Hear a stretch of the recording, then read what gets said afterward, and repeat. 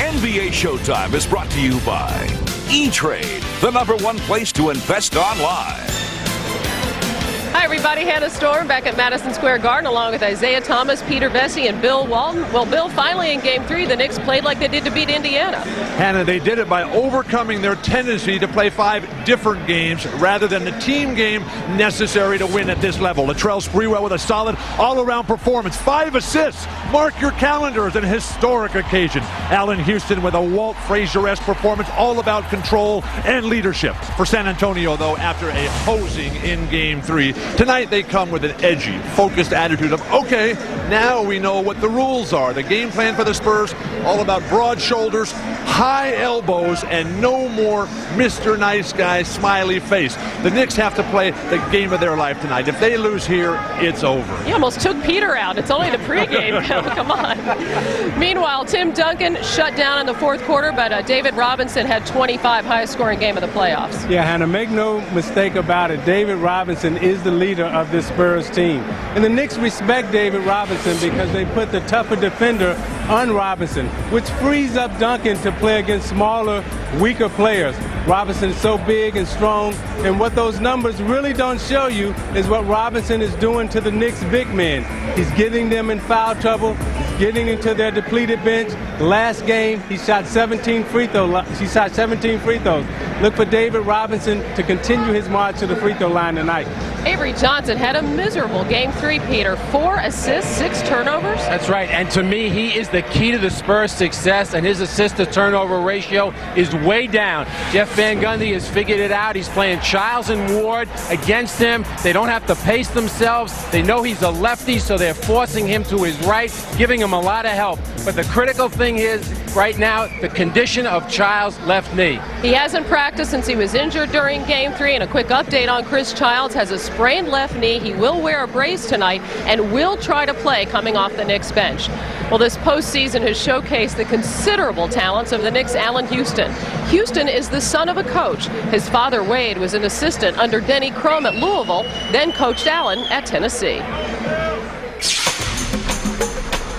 He would definitely teach me in certain things, but it wasn't like I felt pressure to play. I was just around the game and grew up. My life was just basketball. That's what it was. He started walking in the gym when he was maybe a little over a year old. I was coaching in high school in Louisville, and he took his first steps in the gym, and he just developed a love for the game early. He never pressured me, even when I was little. He never pressured me, and so he never said go out there and shoot so many jump shots. It was always me not being able to beat my sisters up that made me go out there and shoot, you know. And so it never. They rolled on you like hope? No, they were younger, so I couldn't. I wasn't allowed to, touch them. So I had to go out and let my frustration out on the basketball court. When he's the assistant coach of Louisville, you're around some pretty heavyweight players. I remember from 7, 8 years old when Darrell Griffith, Bobby Turner, all the way up until my freshman year in high school, all those guys were my big brothers, all of them. And I would go in the gym in the summertime, 8th, 9th grade, and go play with them. At first, they didn't let me play at first because they didn't really take me serious. Right, so how'd you get in the game? I think it was just a matter of me just keep going in there and shooting. And if some days they like, man, I might be a player. Houston ducks under, got it! I remember shooting in a game of horse with Darrell Griffith, and actually it was when the Reunion Arena, I think it was, and in Purvis, they were in the Final Four.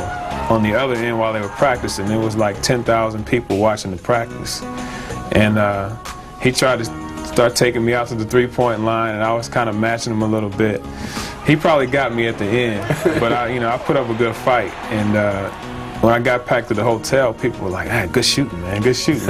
People were watching. Yeah, they were watching us, and they weren't really watching the practice. They were kind of going back and forth. But those are the memories I had in growing up with Louisville and my father, and just being able to being blessed to have an opportunity to be involved. I mean, if I hadn't even played in the NBA, those are the memories I could have had. An emerging NBA star. We'll hear more from Allen Houston at halftime. Houston and the Knicks will try to hand the Spurs back-to-back losses for the first time since February. Game 4 between the Spurs and Knicks is coming up. The NBA Finals continue on NBC right after these messages. The NBA on NBC is brought to you by Brewery Fresh Budweiser, the official beer sponsor of the NBA. By PricewaterhouseCoopers. Join us. Together we can change the world. And by Nike.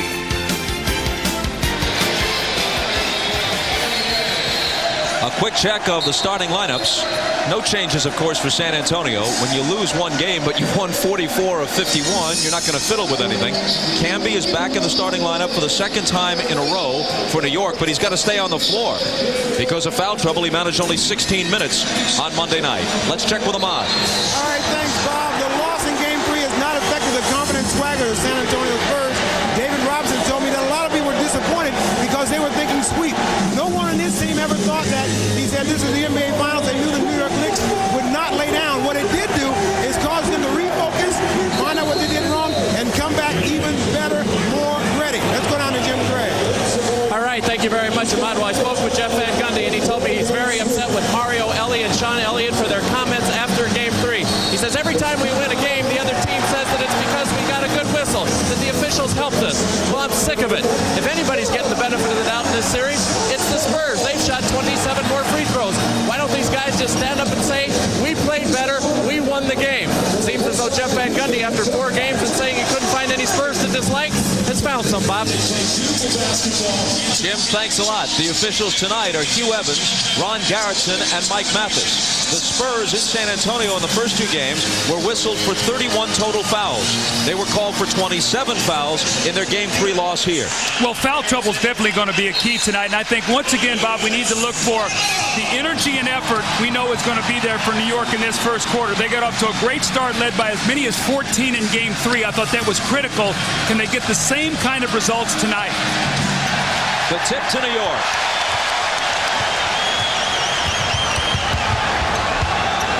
Charlie Ward guarded by Avery Johnson.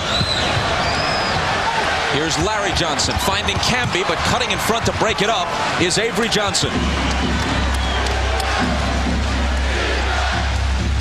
So the Knicks, who turned it over only 10 times to San Antonio's 20 giveaways in Game 3, give it up right away in Game 4, and Avery Johnson, who had the steal, then converts the basket at the other end. Well, it looks like Popovich wants to get his perimeter players off early. Avery Johnson with that early score.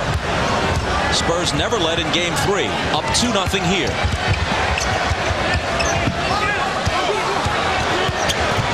Sprewell ties it.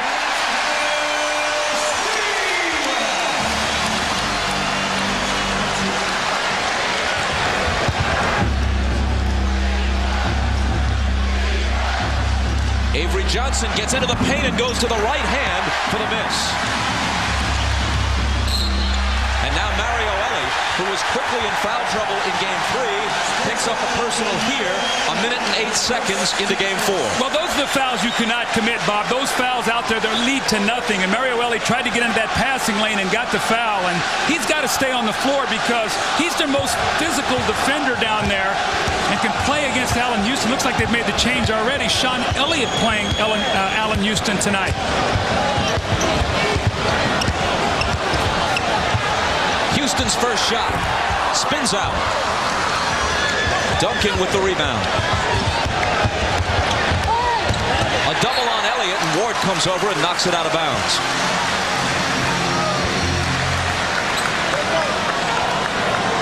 Sean Elliott will throw it in. He's averaging only 8 points a game so far in this series. Through his career, he's been a much bigger scorer than that. Ellie drives baseline. See, early, who's taking the shots? Ellie, Avery Johnson. I think this is a conscious effort not to let those guys get lost here early in the game. He knows Robinson and Duncan can get involved anytime.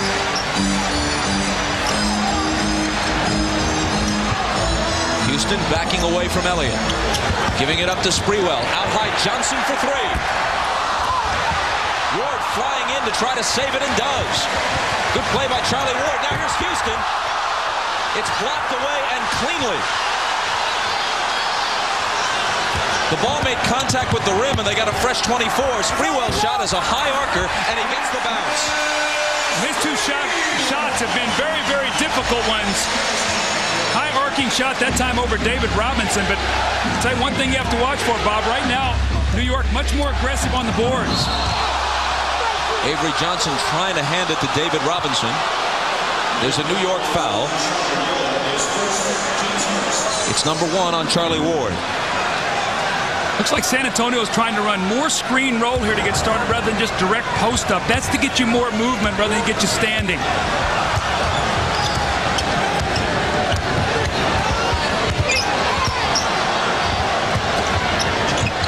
Elliott from the side hits the 3. They've been waiting a long time for that. Well, they need him. You know, Bob, he is their 3rd best scorer, and we've seen what he's done in the playoffs this year. How about the ball movement around the perimeter? That's more like the Spurs. Nice pass from Johnson to Camby. He gets it back. Can't put it home, but he was fouled. You're right about the ball movement. That's when they're at their best, swinging that ball around the perimeter, out of the double teams. Elliott hits the shot, but we see Camby very aggressive here early. And Bobby's got to channel this. He can't allow this to create the negative things. He got an early foul trouble. That's been his tendency. And then as he gets tired, he has played better. New York already has 3 offensive rebounds. Spurs have none. See the free throw disparity in games 1 and 2. It was 66 attempts for San Antonio. Then in game 3, you saw the difference, 30 to 22. But you know what, Bob? When you're aggressive, when you're going to the basket, you're going to get those calls. And that's what happened in the game the other night. New York were the aggressors on the offensive boards, forcing turnovers in every category. Camby, just a 55% free throw shooter, makes them both.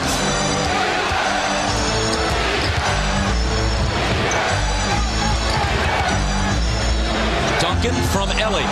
Into the lane, on the run, missed it. Robinson keeping it alive, gets it back, can't put it down.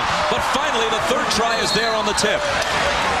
Tim Duncan's first basket. You know, Camby's guarding David Robinson, and he's a shot blocker, so someone's going to have to get their body on David Robinson. Now, that's twice he's got his hands on the ball early on the offensive backboard. Houston. Got it. He's playing with such great confidence. He missed his first couple shots. Doesn't even hesitate on that jump shot.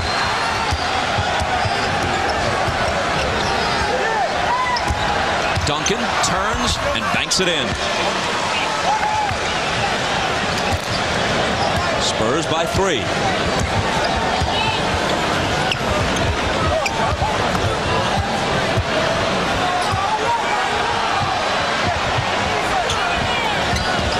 Sprewell guarded by Ellie. Takes him into the lane, and Mike Mathis blows his whistle. An offensive foul gives it back to San Antonio. See, Camby leaves his feet, so nobody blocks out David Robinson. So he gets a piece of it once, keeps it alive again. This time it's Tim Duncan lays it in. So that shot blocker goes, Bob. One of those weak side guys got to get back there and bump David Robinson, get into his legs so he can't jump. Foul on Sprewell was his first. Elliott again. Can't hit a second successive 3. Robinson puts it home on the putback. And this is more offensive rebounding than we've seen of late from San Antonio. Knicks ask for time. They trail by 5 with 7:20 to play in the first quarter of Game 4 at Madison Square Garden.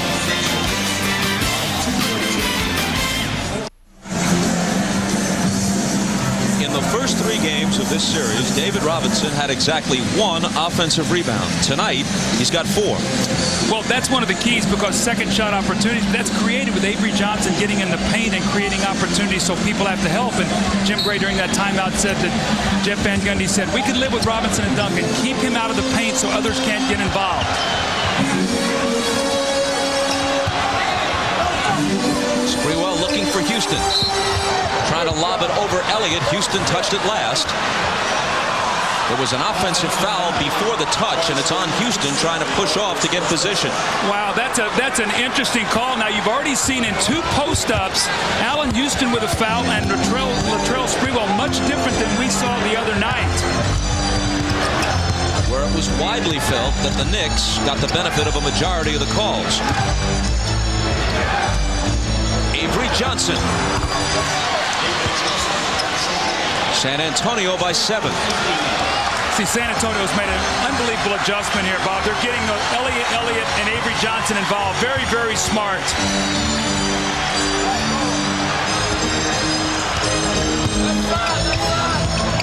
Houston drives baseline into a crowd and hits against 3 defenders. The one thing that Allen Houston wants to do is keep driving that ball to the basket. And from New York, they want to play from ahead. Tonight, they are down 5. A little different story when they dominated the first quarter of Game 3. Avery Johnson got into the lane and paid for it. Larry Johnson fouled him. Allen Houston's going to get caught with pushing on his off arm right here with the left arm. Boy, that's a touch foul right there. Normally, what they'll do is just let the ball go out of bounds. Allen Houston, next time down, they want to push him to the outside to a shot blocker. Nice off the little finger roll there by Allen Houston as he drove that ball to the basket. But, Bob, San Antonio's whole defensive philosophy is keep you out of the middle, push you to the baseline, run you to a shot blocker who hopefully will alter your shot. That was a great play by Allen.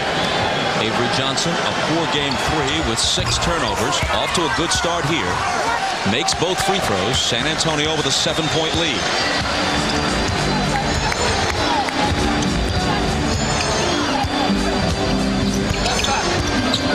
Charlie Ward finds the range with a 3. Ward, to be honest, has given the Knicks next to nothing. And he's actually played better than Childs, so that tells you what's happened. But the one thing they've done, Bob, is they've done a great job pressuring the guard. David Robinson with a 15-footer that goes down. Everybody involved right now for San Antonio. They're in a very, very good offensive rhythm. Ward, who had a hopeful sign a moment ago, finds Houston for 3. It rattles out on him. The rebound to Duncan and the outlet to Avery Johnson. It's taken away from him by Ward. Now a foot race with Robinson. Ward goes for the trap of Camby, who slams it home. A smart move by Charlie Ward. He's got those quarterback eyes. He played quarterback and he was reading the field that time. He looked over his shoulder and he saw he had Camby. That's a nice play. So he lateraled, huh? He lateraled, absolutely.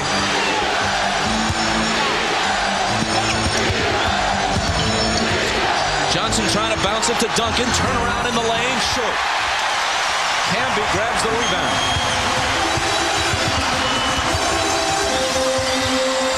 His jumper. Overshot. Chased down by Duncan. And Mike Mathis stops play. Avery Johnson has some blood on his right elbow, and by rule, he has to leave. Back-to-back plays by Charlie Ward. He reads that Avery Johnson's going to give him that jump shot, so he just gets himself together in nice rhythm. And then the great steal, Avery Johnson tries to cross him over. He picks his pocket, and as he drives the ball down the floor, watch him peek over his right shoulder. Right there, he sees what's happening, gets David Robinson to commit, and then the powerful finish from Camby. See, when you get a player like Camby, those kind of baskets, it energizes, it makes him that much better. Like he was running the option at Florida State. That's right. Kerr is in for Avery Johnson, who's out to have his elbow bandaged, and Duncan does it again. Duncan, who scored 20 in Game 3, has 6 already tonight. He was held scoreless 0 for 4 from the floor in the fourth quarter when the game was being decided on Monday. Ward spinning. Charlie Ward feeling it all of a sudden. 7 now points from Charlie Ward as he's really picked up the pace here now. But Bob, the interesting thing here, Steve Kerr already in the game for Avery Johnson. And here's Kerr dumping it into Duncan for the turnaround off the glass. 8 points for Tim. And Bob, to follow that up, because Avery's out with the blood and Steve Kerr's in, look for Charlie Ward to continue to try to attack him. So they're going to try to get him back in as soon as possible. They do not like to play Steve Kerr as a point guard. They want to play him more as a shooter. So see if Charlie Ward continues to go at him here.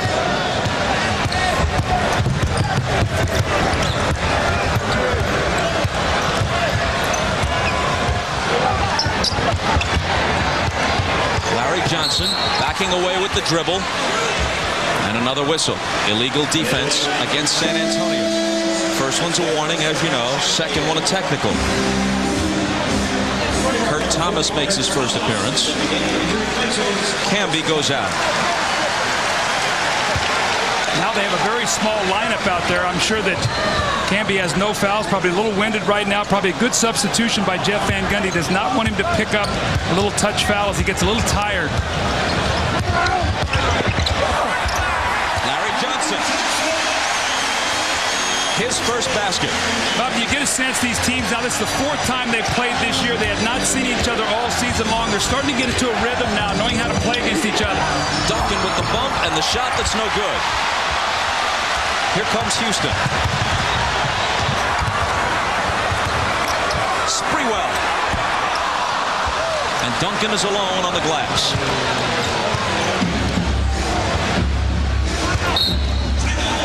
Kerr turns to Hugh Evans and asks for timeout. It comes with 3:05 to play in the first. And San Antonio in front by 4. You're watching the NBA Finals on NBC. Monday night, Avery Johnson and the Spurs saw their record 12-game playoff winning streak snapped by the Knicks. Losing is something the Spurs are not exactly used to. They're winners of 44 of their last 51. Oh my God. The day after a loss, things aren't the same, you know. The food tastes different. You wake up, you just got this funny feeling that you don't, and you know you don't like to feel this way. And you know how you like to feel after a win, and that's where you want to be. So we do take it personally, not so much where we're going to get out of our games or somebody's going to try to put the team on their shoulders and lead them to victory. But it's a certain way that we respond, and I'm hoping we're going to respond like that in Game 4. Look at those figures. As you see, they respond to a loss with a vengeance. And the last time they lost 2 in a row was back on February 28th, the loss that dropped them to 6-8. And at that point, they turned everything around.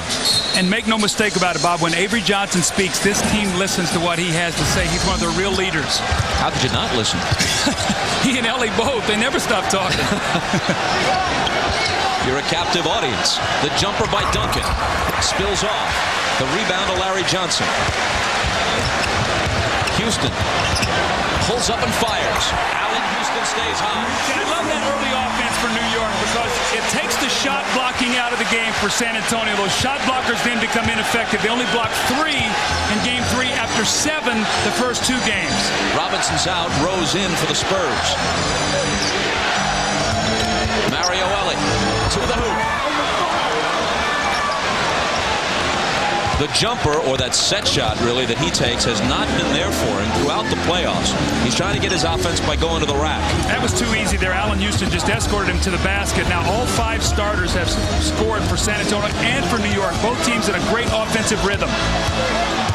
Ward.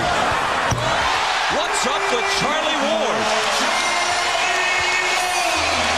I tell you what's up. He likes the matchup right now. With Steve Kerr on him, he knows he's got to give him some daylight, back off of him, and he's taking advantage of it right now. That's good basketball. But he started doing it with Avery on him. Absolutely. He's a new man tonight. Duncan on the drive is fouled and goes down hard. It's number 1 on Kurt Thomas. Allen Houston comes down the floor. He sees the defense is back, but New York has to look for this kind of early offense. It plays into then being able to get to the basket later, and then Charlie Ward, see the space that Steve Kerr gives him, doesn't think he's going to take the shot. Once you get a couple shots, you gain some confidence, and Charlie Ward is playing exceptionally well here in this first period. Ellie out, Jaren Jackson in. This is Jackson. 17 points in Game 1. 3 points total since. His pass intercepted by Charlie Ward. Ward with 10 points now. His 3 and then his steal and drive have given the Knicks the lead. Looks like Mario Ellie's down on the court holding his leg. They're going to have to take a timeout. Boy, Jaren Jackson threw a bad pass. Mario Ellie is very upset at him as he lays on the court right now.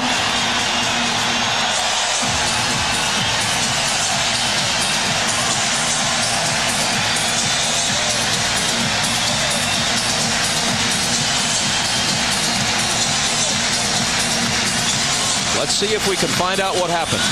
A tough pass by Jackson, and you see he gets his leg straight, and he comes down on the floor. The right leg is straight, the left leg is bent.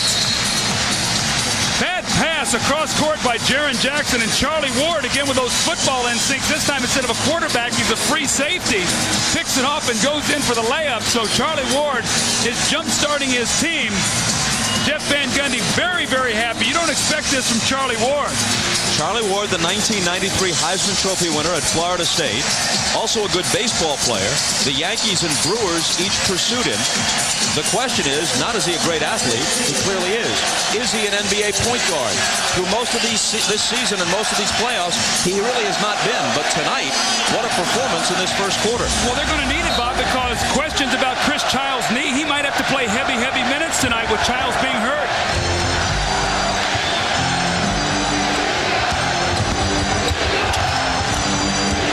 Here's Steve Kerr. Pulls up in the lane and hits the 10-footer. That's at least 8 or 9 screen rolls that they've run to totally spread the offense out, and they're getting in the lane, Bob, something we did not see in the first couple games with their perimeter people. Spurs back in front by 1. Sprewell's pass for Camby, touch over to Thomas. The basket does not count. A jump ball is called. Malik Rose got over there with a good defensive play. Let's check in with Ahmad. All right, Bob, when Mario Ellie, just on that stolen pass right there, when he came down on the ground, he banged the top of his knee on the ground. It's listed now as just a bruise. They have ice on it, and they do expect him to come back and play. Bob? Thanks, Ahmad. The tip to San Antonio.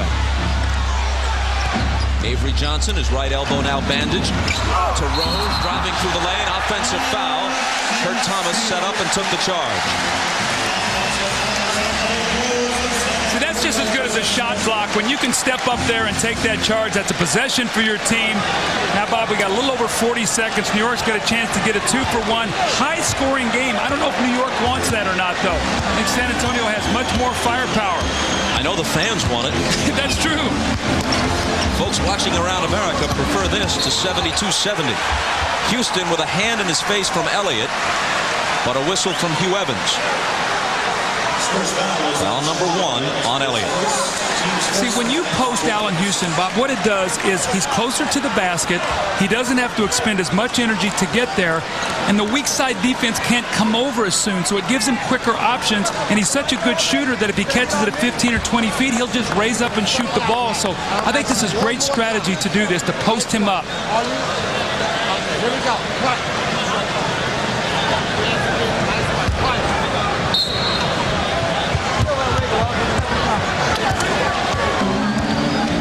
Charlie Ward, who already has his high point production of the series in this first quarter alone, gives it up to Houston, and an illegal defense. That's the second one called on San Antonio.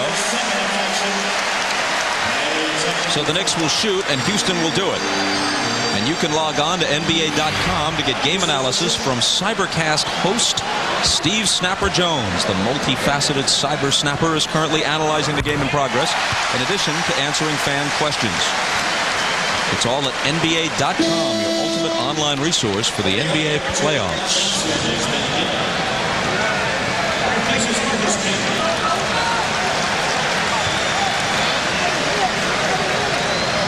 After hitting the tee, Allen Houston is still perfect from the line in these finals, 19 for 19.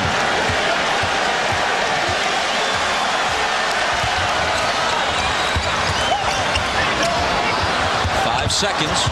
Houston to Thomas, who juggles it, gets the shot off, and hits it.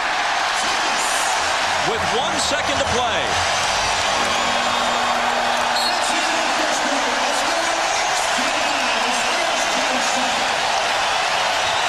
The Knicks trailed by 7 at one point in the first quarter. They ended in front by 2.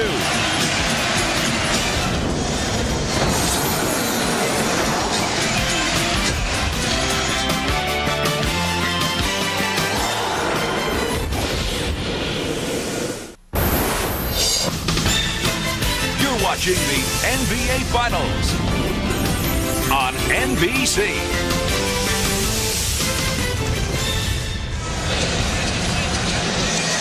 Rather than just posting up Duncan and Robinson, San Antonio has diversified their offense here by getting penetration, a lot off screen rolls. Avery Johnson gets in the lane and he gets a score. Mario Ellie does the same. He drives the ball to the basket. Then from the left side of the floor, drives in and lays it in once again. And then Steve Kerr with a pump fake, and he gets in the lane. So right now, the perimeter player is very actively involved, and you see how important it is. 28% games 1 of 2 of Portland. Right on down line, but they need, Bob, to give this Twin Towers some help on the perimeter, because you know when it's all said and done, Robinson and Duncan are probably going to have anywhere from 40 to 50 points.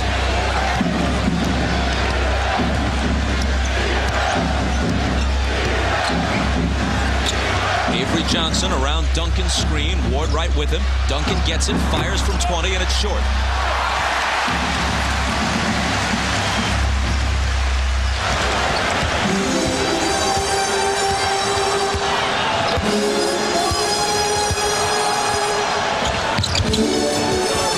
Sprewell with Jaren Jackson defending.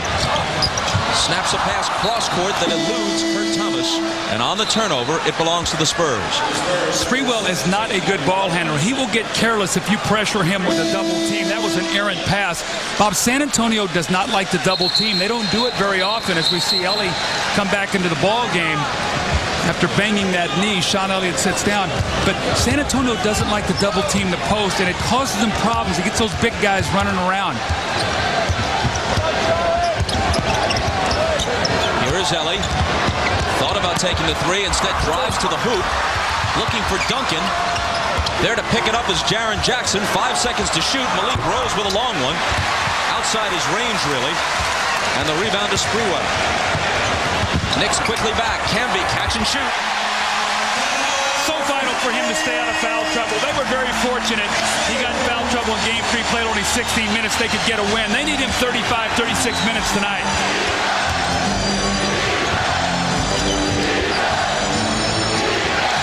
Jaren Jackson lost it.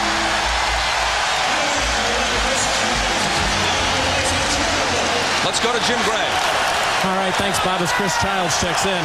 Right after the introduction to the lineups, Chris Childs went back into the locker room to try and keep his left knee warm, had his brace tightened up a little bit, came back and watched the rest of the first quarter, so he's been trying to stay a little bit warm. Talked to him before the game. He said it's considerably swollen. He's going to have some trouble, but he wants to try and play through it. Bob? Thanks, Jim. Childs in with New York on a 10-2 run right now. Sprewell misses the turnaround.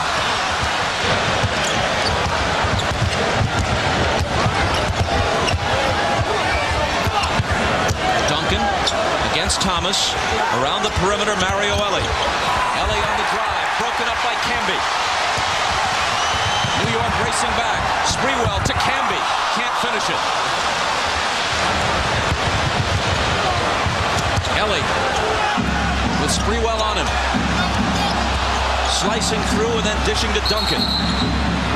And an illegal defense this time against the Knicks.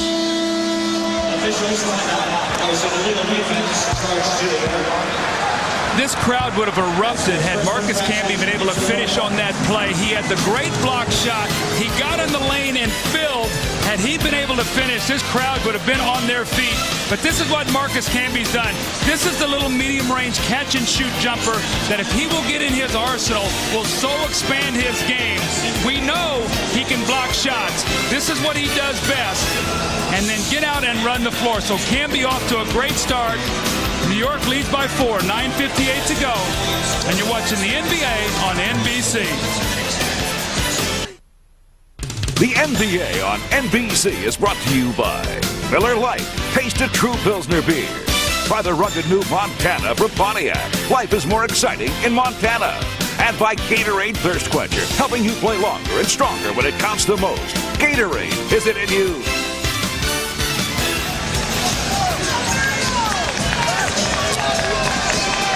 David Robinson returns. Missed a little more than 5 minutes on the game clock, but about 17 and a half minutes of actual rest. Avery Johnson throws up that left-handed runner. New York's got to be a little concerned. Those guards are getting in that lane. And if they start coming over the New York big men to help, that's going to free up Duncan and Robinson. That's got to be a concern right now, even though New York still leads by 2. 8 points for Avery Johnson. Childs pass finds Camby, but it spills off for him. Bouncing to Sprewell. Misses the bank. Ellie leaves it for Avery Johnson. Cut off as he heads into the lane, so he backs away. And Mike Mathis says hold on. New York foul on Kurt Thomas as we check with Jim Gray. Thanks, Bob. As Doug was talking about a little bit earlier, Jeff Van Gundy keeps emphasizing during the timeouts, do not let Avery Johnson get into the lane. When he gets into the lane, he is able to create for himself or open up the three-pointers. Give Duncan or Robinson their points when they're in the game, but keep Avery out of the lane. So far, they haven't been very successful. Bob? Johnson with the head fake decides against the shot. Jerome Kersey is in the game for the first time. He hasn't seen much playing time at all of late. Same move for Avery Johnson, same result. He's got 10 points. How about the leading scorers in the game? Charlie Ward with 10 and Avery Johnson with 10. Bob, I bet I could have won a little bet with you on that tonight, right? Early in this game? Somehow you didn't offer it before the opening tip. Because I knew that would have been a losing proposition with you. Larry Johnson finds Camby cutting through the lane. And another whistle. It's on David Robinson, his second.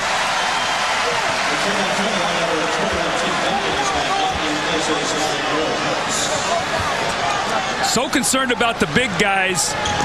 Kurt Thomas does not want to help because he's afraid that David Robinson will go to the basket. Camby tries to block the shot. Back-to-back baskets by getting in the lane for Avery Johnson. New York turnover as Ellie comes up with the interception.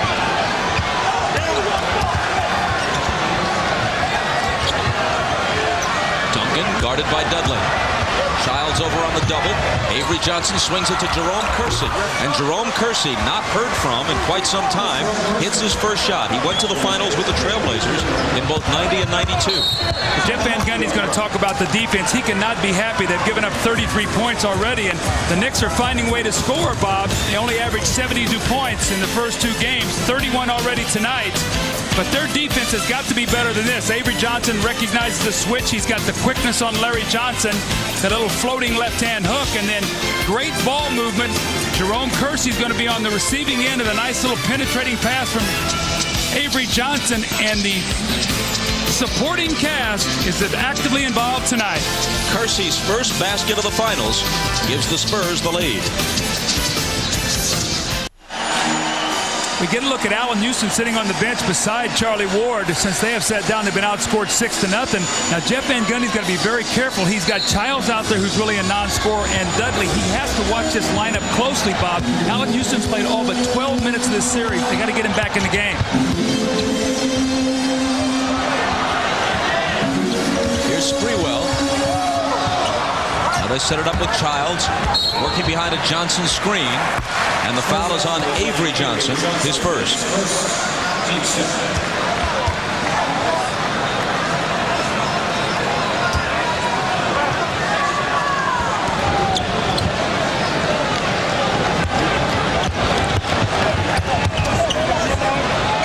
Ellie up on Sprewell, who puts it behind the back, throws up the floater.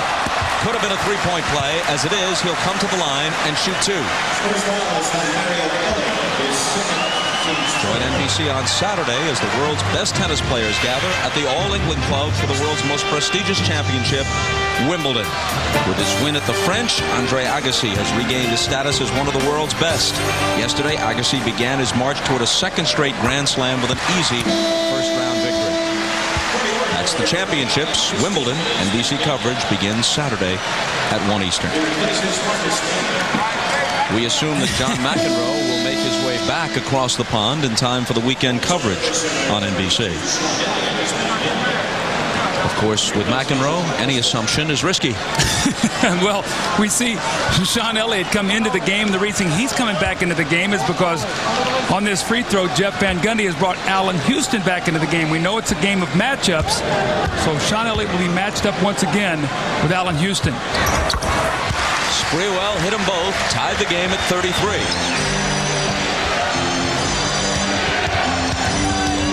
Johnson races across against Childs. Duncan with the screen. Around the perimeter, here's Elliott. Sean Elliott finding the range which had eluded him earlier in this series. I think it's really smart what San Antonio is doing right now. Duncan is 3 of 8 for the game. The rest of the team is 13 for 20. You know Duncan eventually is going to get his. Now everybody's involved. I think that's very positive for San Antonio. Houston comes back and immediately makes his presence felt. You know, he was talking about watching, as a young guy, watching films and stuff of Walt Frazier and Earl Monroe, 2 great New York guards and won championships here. That little mid-range jump shot, he said they were so effective. That's what he's doing. Robinson almost lost it. Duncan covers up. Elliott's alone for 3 and gets an incredible bounce to Cannon. Remember, they said they liked the rims here. Tim Duncan, when he came in, he said, I love these rims. That was a kind bounce for Sean Elliott. He's off to a great start. What is that, 8 points for Elliott now? Pair of threes and a 2-point jumper off the baseline. Well, he had only 7 points in the entire game 3. He's so critical. And once again, it's Avery Johnson with that drive that just sort of opens everything up. Sean Elliott hits that little jumper and then follows it up with a 3. He was just hit with his second foul. New York ball from the side as play resumes. Here's Dudley. Prior to that, Dudley had missed 13 of his last 14 field goal attempts. When you double team, you allow a guy like Chris Dudley to get a layup. That's why the Spurs don't like to do it, but they have to do it right now against Sprewell in Houston. And at the other end, Dudley appears to have fouled Robinson. And it's number 1 on Chris. See, but with Sean Elliott playing well and the perimeter players, what it does, it forces Houston and Sprewell to expend some energy on defense, something they had to do a lot of in the first 2 series and haven't done much of here. Avery Johnson. Dudley with the rebound. Childs to Sprewell. Pulls up and connects. Knicks getting it from a number of sources tonight. This has been the best game of the series. Well played by both teams.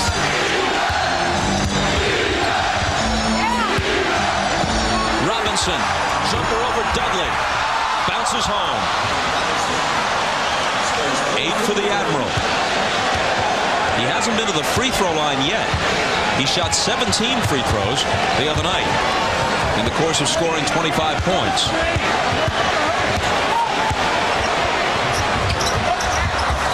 Houston, Johnson for 3. Avery Johnson takes the rebound.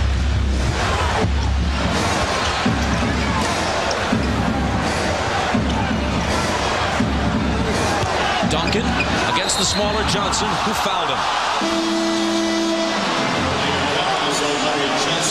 San Antonio knows they have a mismatch inside. Anytime they want to go into David Robinson or Tim Duncan, the little bump there by David Robinson, that sweet little left-hand jump shot. And once again, those kind rims, that's about 4 bounces.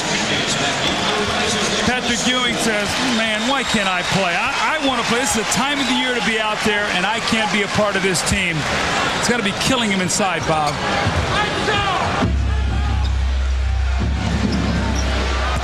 San Antonio by 1. 5 minutes to play in the half. Duncan fades, fires, and puts it down off the glass. Patience. He is just taking his time after 3 for 8 start. Now he's hit his last 2 shots, so he's working himself into the game.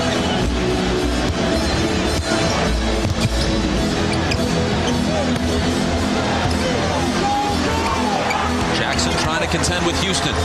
To the side for Johnson. And his 3 is no good. In these finals, Larry Johnson is now 2 of 15 from 3-point range. Elliott again. Loose ball fought for, and Hugh Evans says no, a San Antonio foul. Well, Jaren Jackson pulled Allen Houston down by the shoulder. Tim Duncan almost made a spectacular tip-in on that play. Instead, Jackson winds up with his first foul. Chris Childs running the point now for New York. Jeff Van Gundy told us yesterday that if this were the regular season, that banged up knee would have him out for about a week to 10 days. But he's gritting it out in the finals. Well, I'm not so sure I'd leave Charlie Ward sitting over there too long. We know Chris Childs is a little banged up, but Charlie Ward is playing very, very well tonight. And I know Jeff likes to split those minutes. But sometimes that guy who's hot, you got to get him back out there and go against your rotation sometimes. That was Houston's first missed free throw of this series. He's now 19 of 20. And he hits the second.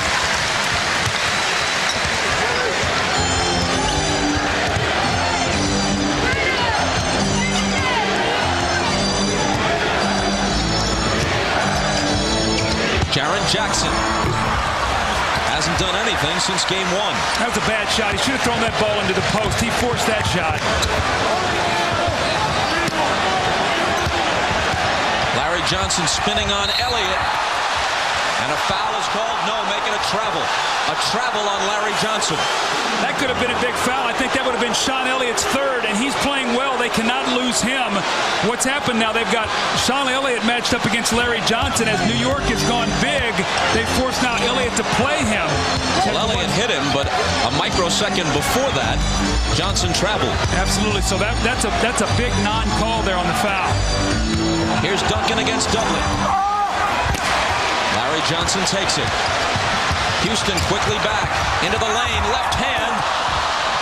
Johnson on the offensive glass. Houston. And Elliott takes it, flipping it to Johnson. San Antonio asked for time. 3:18 to play in the first half. They lead it by a basket in pursuit of a 3-1 lead in the series. Hi, everybody. Hannah Storm here. Coming up on the Prudential Halftime Report, we'll hear from the Knicks' Allen Houston. He has had some incredible highs during this postseason. He scored 32 points in a Game 6 victory against the Pacers, and then less than 24 hours later, his first child was born. All of a sudden go from everything that we went through, being in New York and being up and down AC and nobody believing in it. Then we're in the finals. The next day, you have your first child. And I was just like, wow, I was just overwhelmed. Lots more with Allen Houston coming up at halftime. Let's go back to courtside now and rejoin Bob and Doug. Thanks, Hannah. Allen Houston's dad, Wade, longtime high school and college coach. So Allen's been around the game his whole life. Well, also, Allen got a taste of being a father the other night. Sunday night, he got up in the middle of the night. The baby was crying. You see that little scratch on his forehead there. He got into the refrigerator and banged his head early in the morning. He said he was embarrassed. He thought he was going to have stitches. So welcome to fatherhood, Allen. And welcome to trying to defend Tim Duncan, and that goes for everybody in a white shirt. Well, Popovich called that timeout, and he said, look, we've spread them out. Now throw the ball in the post. He was upset with Jaren Jackson with that last quick shot.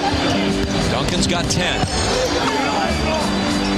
Houston with Elliott on him. Turns, shoots over him, and spins out. The rebound taken by Duncan. Avery Johnson with the lob to the Admiral. It's broken up. Here's Sprewell. Slams on the brakes, fires the jumper, and draws the foul. It's on Jaren Jackson, his second. Well, Coach made his point in the timeout. I said, look, get the ball inside. We've run our screen rolls. All you guys are involved. Throw the ball into our star. And they do, and they get the score.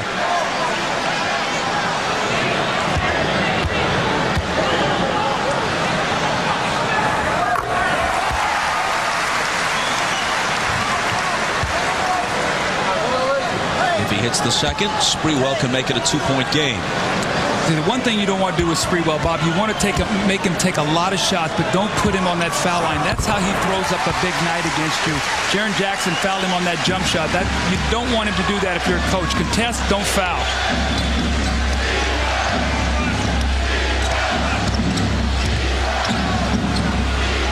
Tim Duncan driving on Dudley, spinning. He'll come to the free throw line. It's Dudley's second. Coverage of the WNBA returns to NBC on Saturday. The Phoenix Mercury against the Detroit Shock.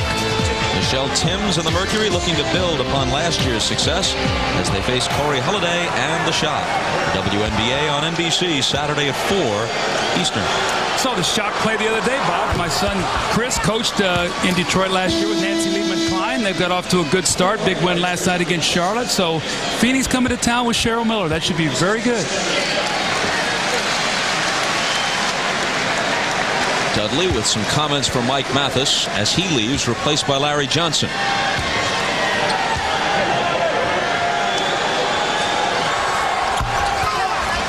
And Duncan converts both free throws.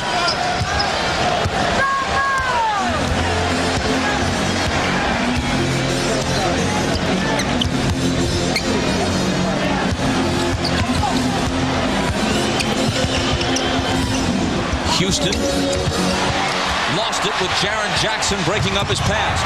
But Charlie Ward takes it back just as quickly. His pass eludes Johnson. Now the officials confer, and it was touched last by San Antonio. The Knicks will keep it. That was a nice steal by Charlie Ward in the open court. It looked like the Spurs had a fast break. Both of the big guys out running on the wing, and Jaren Jackson, not a good ball handler, turned it over. Let's see if the Knicks can take advantage and cut this lead back down to 2. It was Ward's third steal. He has 2 assists and 10 points.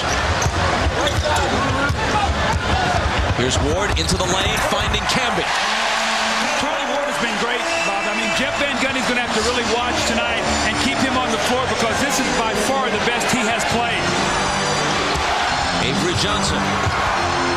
Jaren Jackson lets it go and gives San Antonio a 4-point lead. Now, see, that shot is fine because that's uncontested, and that's off the little dribble by Avery to get in that lane. But once again, Avery Johnson getting in the paint, causing all kinds of problems.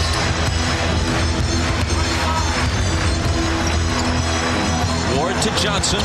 Larry Johnson against 2 defenders. Doesn't get the roll, but the tip is there. You see why Camby's got to stay out of foul trouble? He's the only guy on the New York front line who can make that kind of play. That's just an aggressive, energetic, quick jumping play. 10 points and 6 rebounds now for Camby. Duncan from 20. You almost invite him to take that shot because you don't want to deal with him in the post, but you forget that he's such a good outside shooter as well. Well, that's what makes those big guys so unique. Both of those guys can step out on the floor and do that, Bob. We've seen David Robinson do it. They both like to post. Hey, don't look now. This game is on pace to be a 100-point game. A rarity these days. Absolutely, Bob. And Charlie Ward has been very significant during this period of time with his dribble penetration. And you see Marcus Camby with a big finish over David Robinson. And Tim Duncan steps out on the floor. Now he's posted. Larry Johnson said, "I'll give you this one." And he said, "Fine, I'll take it." And he knocks that one down from long range. But on the other side of the coin, you want balanced scoring. Sprewell, Camby, Houston, Ward all have 10. How about that? I think that's terrific. I think the biggest concern for New York, Bob, as we look at all this scoring is I think a high-scoring game favors San Antonio because I think that New York has to work harder for their points. So at some point in time, they're going to have to lock in defensively here and get some stops. They can't just keep trading baskets. Last 45 seconds of the first half.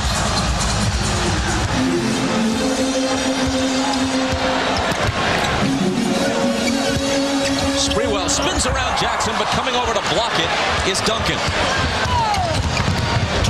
Jackson catch and shoot. Jaren Jackson off with it. Camby takes it. Ahead to Houston. Sprewell, not a good three-point shooter, had an open look at it and wisely decided not to hoist it up.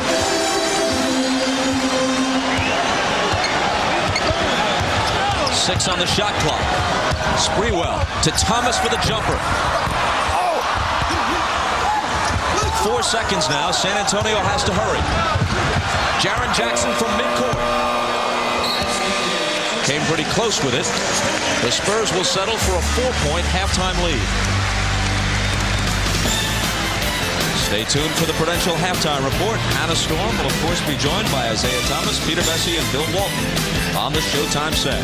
You're watching the NBA Finals on NBC.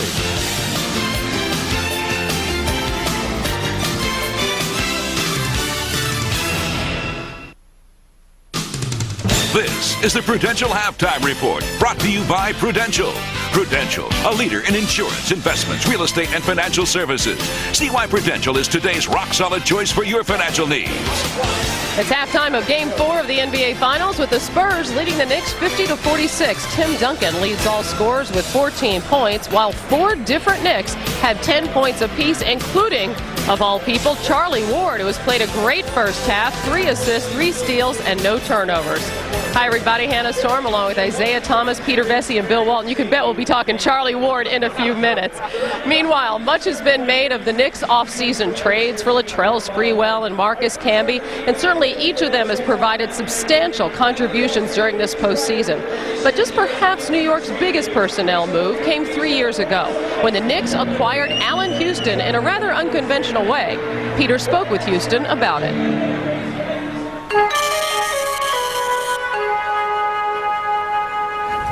I didn't even really expect New York to be in the picture until almost the last minute, and that was a surprise in itself. Just the fact that they spent time with me outside of the negotiating table, you know, kind of says something to me. Now you come into the facility, what do you see? Do you remember? The picture. I saw a picture of me playing in a Knicks uniform. And they kind of superimposed the picture. I had been playing with Detroit, but they put the Knicks uniform on. And that's something I still have down in my basement today. And the New York Knicks is definitely flexing. Mr. Houston, you are the missing piece of the puzzle that is the Knicks championship. He said something about a case, you know, that he solved or something, and I'm the answer. You know, you sign that lucrative contract, you automatically go into the Hall of Fame lifestyles of the rich and famous. And we will make your champagne wishes and caviar dreams come true. Obviously, he was talking about the swank mansions of Greenwich, Connecticut, and all this stuff. In New York, for the Knicks, in the Garden, his brother. It made a difference. It did make a difference. I can't say it didn't make a difference because it just showed me that they really, you know, believed in me and looked at me in that way. Knicks management came to you before they made the Sprewell trade and asked you if you approved of it. At the time, it kind of caught me off guard. And immediately what I thought was, okay, how is this going to work? You know, we're very similar players. And you wouldn't be human if you weren't didn't think about it a little bit.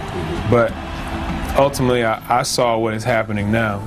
No disrespect to Patrick Ewing, but when he comes back, is this your team? Basically, that happened even before he got hurt. I think we realized as a team, we played with a certain flow. And I don't think it's going to have to be a drastic announcement, you know, team meeting or anything like that. I think it's already happened. Allen Houston ducks under. Got it! With 8 tenths left. He's putting his team right on his back. All the big shots have been Allen Houston. I've proven that I can have big nights, you know, and everybody knows that. But what I have to do is prove that I can do that on a consistent basis. When you miss it, you do. When you make it, you're hot. And that's the attitude you basically have to have. And that's the thing sometimes that I fight. Have you arrived as the man, as the franchise player?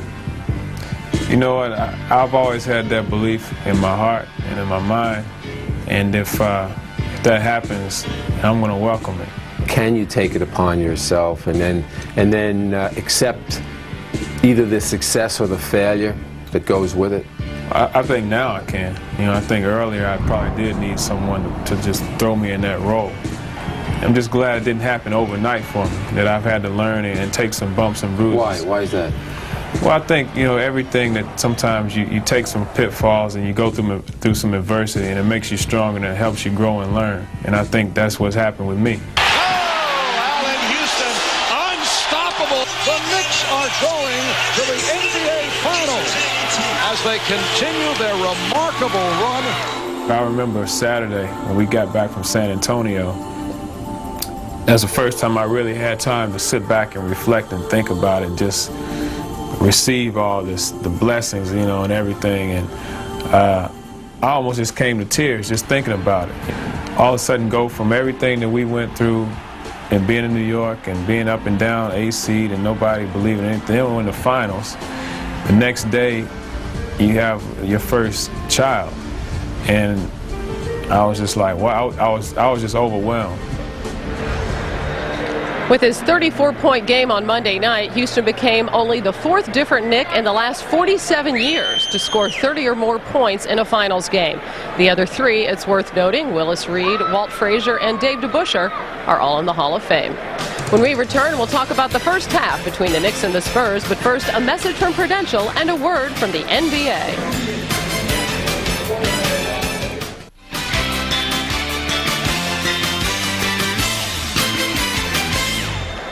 At halftime of Game 4, the Spurs lead the Knicks 50-46. The two teams combined for the highest scoring half of the finals thus far. And the biggest surprise in this first half, Charlie Ward exploding for 10 points in the first quarter. He doubled his final scoring average, Isaiah. Yeah, Charlie Ward came out energized. And where he was energized at is not necessarily on the offensive end, but on the defensive end. He was able to get a steal here off of Avery Johnson. And then as it gets a quick look, dishes it back to Camby for the dunk. Charlie Ward has consistently shot the ball well from the three-point line. And what he's doing right now is he's energizing the Knicks with his defensive play, his hustle, and he's keeping the Knicks involved. What the Knicks have to be careful of right now is that they got to continue to score. They're scoring off opportunity baskets, they're scoring off transition, but they got to make sure that they score in their half-court offensive sets, and they got to shut San Antonio down. San Antonio has 50 points right now. They can't let San Antonio get 90. Hey, the last time that Ward accounted for as many as 10 points in one quarter, he was wearing shoulder pads. I thought you said he couldn't play football or basketball. How about my man, Charlie Ward? We love Ward. But please, here's a guy, $30 million, and all he gets is a couple of baskets in a half of a half. Please. What really happened in this first half, though, was San Antonio with a great start, Duncan and Robinson. But then they took David Robinson and Avery Johnson out. Inexplicable. Far too many substitutions. Marcus Camby was really big for New York. The key, making and getting big shots down the stretch. How about my man Charlie, though? We're going. You are such a fair weather fan. It's disgusting. Let's update the key results from Wimbledon today. On the men's side, 5-time Wimbledon champ Pete Sampras won in straight sets. Unseeded American Jim Courier eliminated the 12th seed Carlos Moya in 5 sets. In women's play, Steffi Graf lost the first set but easily won the next 2. The rest of the seeded women won in straight sets. Our 35-plus hours of Wimbledon coverage begins Saturday at 1 o'clock Eastern Time. And the Basketball Hall of Fame announced the class of 1999 earlier today. 5 members were elected: Kevin McHale, John Thompson, Wayne Embry, the late Fred Zollner, one of the NBA's founders, and former UCLA women's coach Billy Moore. The Spurs lead the Knicks by 4. We'll send you back to Bob and Doug for the second half after these messages from your local station. This has been the Prudential Halftime Report, brought to you by Prudential. Prudential, a leader in insurance, investments, real estate, and financial services. See why Prudential is today's rock-solid choice for your financial needs. Ahmad Rashad back at Madison Square Garden where the Spurs lead by 4. Coach Popovich, was it a concerted effort on your part to get everybody involved in the first half? Well, we hope to. You know, we wanted to make some substitutions and see if we could get everybody involved in what we're doing out there rather than wait so long to substitute like we did last game.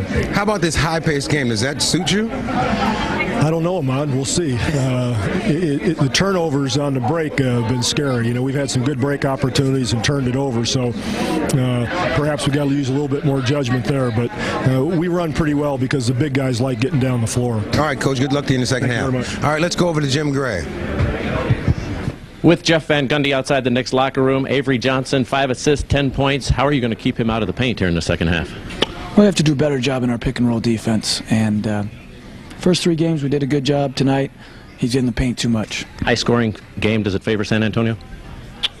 I don't know if it favors anybody. Both teams have to defend a little bit better, and we have to rebound the ball much better. Jeff, thank you. Good luck in the second half. Back out to you, Bob.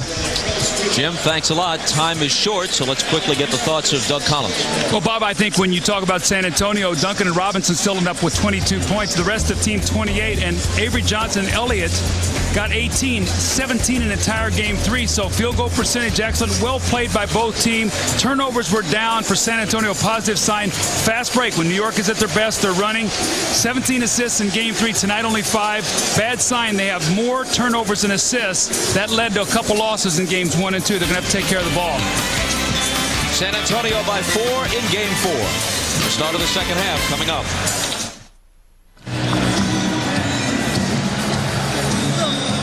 Final instructions from Jeff Van Gundy as we prepare for the third quarter. Here's a number not reflected on this graphic, but it's amazing considering the fact that Marcus Camby fouled out of 2 of the first 3 games and had 5 fouls in the other one. He's played 19 minutes in the first half. He managed only 16 minutes on the floor in all of game 3, and he hasn't been whistled for a single foul. We'll see what happens now. He can start taking some more chances. He can be more aggressive on the offensive boards. If he picks up a couple fouls going over the back, it's not as critical. So he needs to really continue to go to that basket. Spurs in control as we start the second half.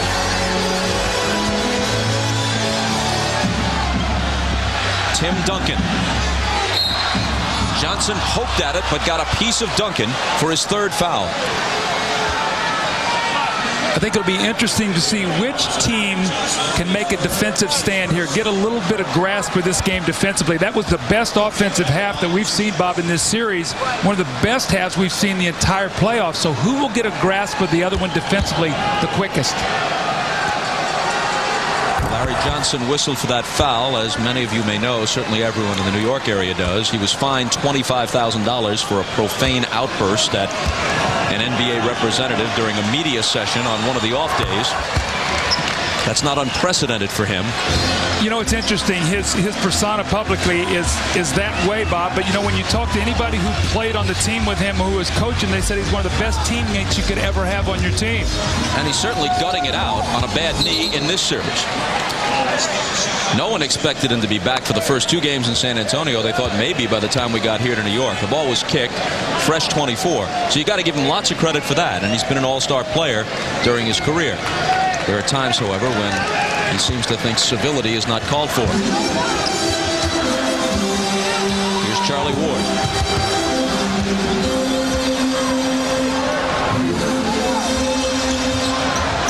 Sprewell double out to Johnson.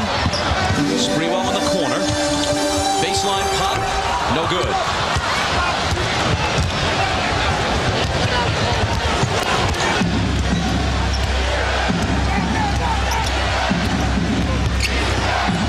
Elliott up top to Ellie. Avery Johnson gets into the paint and throws up that running hook that's no good. That was a bad shot that time by Avery. Charlie Ward to the left hand, but doesn't get the roll. But he's playing with so much more confidence than we've seen from him at any time in the last several weeks, let alone this series. And, Bob, they're going to continue to need that from him. You see tonight what he did, 10 points, 4 of 4. He's perfect in the field, his assists, his steals. But the more aggressive he is, the more than opportunities to get Sprewell in Houston, because they have to now guard him on the floor. The layup that wouldn't drop was his first miss of the game. Houston gets Elliott off his feet. Now feeds to the corner for Johnson. Shovels it to Camby. Now gets it back against 2 defenders. Robinson blocked it. Duncan saved it. San Antonio with numbers. Mario Ellie finishes it. Jeff Van Gundy and the Knicks have to be very, very careful right now. San Antonio with a couple good defensive possessions. Larry Johnson's going to drive that baseline, and you see what the shot blocking does. It forces Camby to pass it, and then the 2 Twin Towers, once again, actually both of them got a block shot. It leads to the fast break opportunity. Mario Ellie runs out on the floor, and he gets a layup and the foul. They lead by 8, chance to go up 9, and New York can ill afford to dig themselves a double-figure digit here early in this third quarter. The foul was on Houston, his second. To be truthful, it didn't appear that there was much contact there. But Ellie is going to get a chance for a three-point play. Well, you know, sometimes a referee, it looks like maybe a guy got hit in the head or something like that, and they call that foul. But you're right, Bob. There wasn't a whole lot of contact on that play. But see, San Antonio, the last couple possessions, are starting to make that little defensive stand that they are famous for. And New York has got to execute and continue to get good shots. Ellie's basket came off an Avery Johnson assist. Avery has 6 assists and just 1 turnover in this game. He turned it over 6 times in game 3. Well, that was one of the reasons the Spurs lost. Absolutely, Bob. One of the keys was they were able to pressure the point guard. And in this whole series, he had 17 assists and 11 turnovers, unlike Avery Johnson. So the ball pressure got him deep into the clock, forced him to not be able to get the ball to the Twin Towers. Ellie, an excellent free throw shooter, better than 85%, completes the three-point play.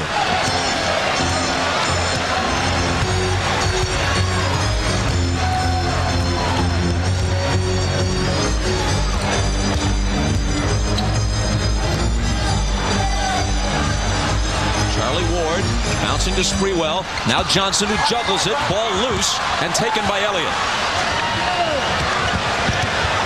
Avery Johnson, Mario Ellie snaps it back inside to Duncan, and it's a double-digit lead, an 11-point advantage for San Antonio. Duncan is making strong double teams on that post play. Larry Johnson's trying to cut to the basket, Bob, but if he catches it, he can't finish in there. Houston, Elliott fouled him. Elliott and Houston were teammates in 1994. Elliott's 1 year in Detroit, Houston's rookie year with the Pistons. See, Tim Duncan goes right to that strong side block and seals Camby. Camby's got to work to get in front of him. Once he gets that ball in there, although Camby can jump, he's not strong enough to prevent him from getting that easy shot. Sprewell has to arc it high, and it spins out on him. San Antonio led by only 4 at the half. After less than 3 minutes of the third quarter, they're in front by 11. Knicks scoreless in the period. Duncan backing in on Johnson. Fade away. Grabbed by Camby. Johnson might have gotten a small piece of the shot. Now he's back ahead of the field, but they catch up with him. Houston slices into the lane, gives it back to Johnson, and an offensive foul is called. It's number 3 on Houston after the collision in the lane. Bob, remember I talked about which team is going to get a grasp of the other one defensively? Right now it's San Antonio. They're challenging everything. Allen Houston comes over, drives the lane, and here comes David Robinson to take the charge. Duncan's right there for the shot block. So their defense right now is tremendous in the paint. Somebody's going to have to make a shot for New York here. This game is getting away from them. Duncan returns it to Avery Johnson. Touch pass back to him. Avery drives. May have traveled, and he did.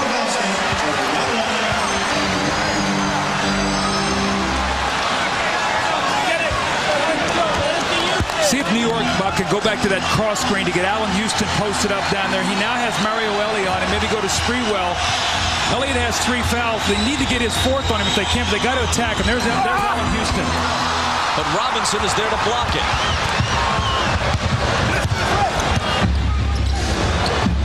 Duncan goes to the bank, and it's open for him. The Spurs are a step quicker defensively tonight. That shot that Allen Houston just got blocked, he finished in game 3.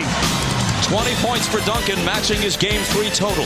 Allen Houston is being fronted in the post. Watch the reaction of David Robinson. He gets down. This is why at one point in time he was the all-league defensive player and most valuable defender. Robinson reacting to the pass, helping his teammate.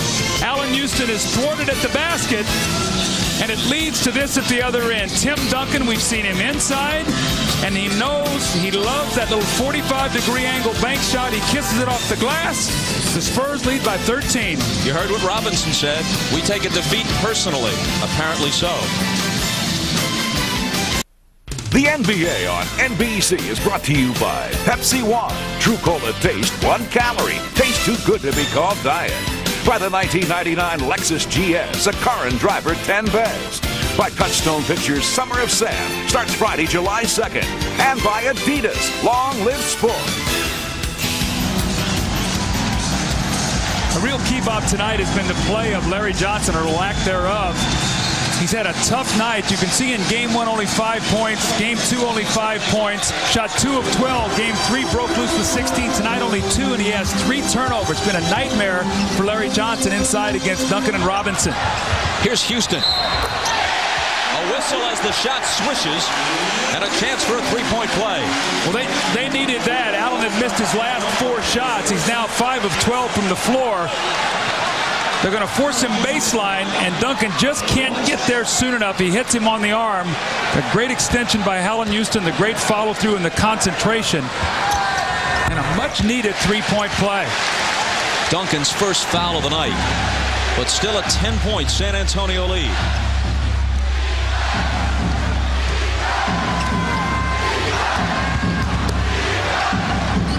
Robinson with Camby on him with the hook. It rolls around and won't drop.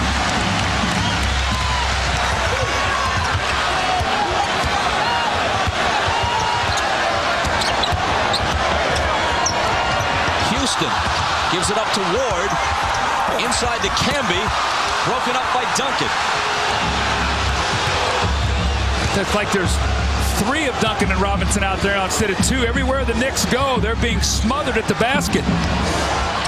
Avery Johnson puts them back up by a dozen. See, I think New York's looking around a little bit like, where are the fouls? You know, we got these fouls in Game 3 tonight. That's not the case.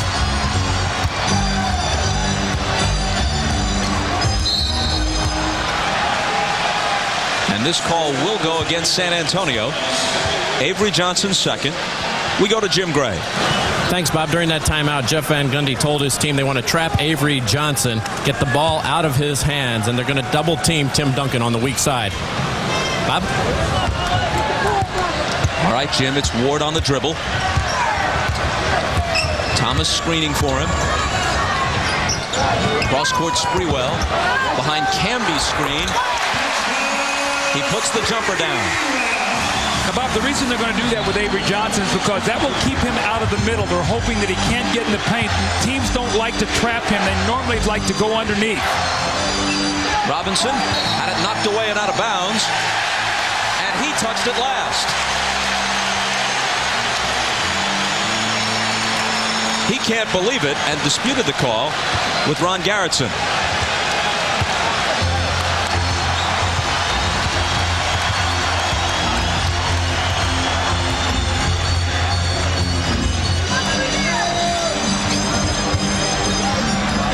Houston, Camby soars over Duncan for the dunk.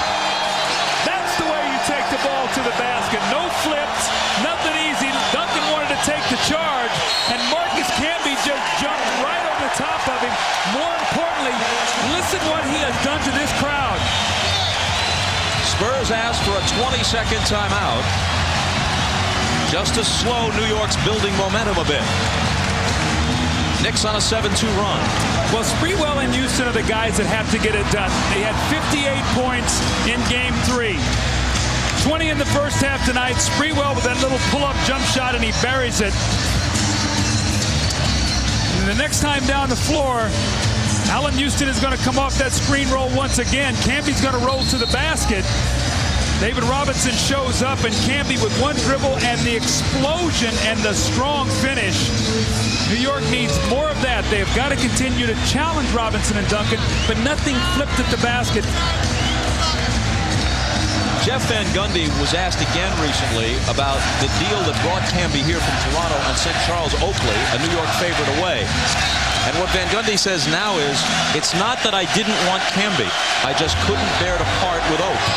I think there's a lot to that. You grow fond and in love with players who've given so much to you, but right now, Camby is the superior player, no question. Houston got a hand on it, but it comes to Avery Johnson. Ellie, the set shot 3, and it's huge for San Antonio. That is those kiss of death shots that Ellie is so famous for. We've seen him when he was with the Rockets. We saw it earlier against the Rockets on NBC when he hit the big 3 to win the game. San Antonio in front by 11 again. Houston dumps it inside. Nice feed to Thomas, but Robinson comes over to block it. And you're right, they are everywhere. And he doesn't have the extension, Bob, to be able to block, to be able to finish like Camby does.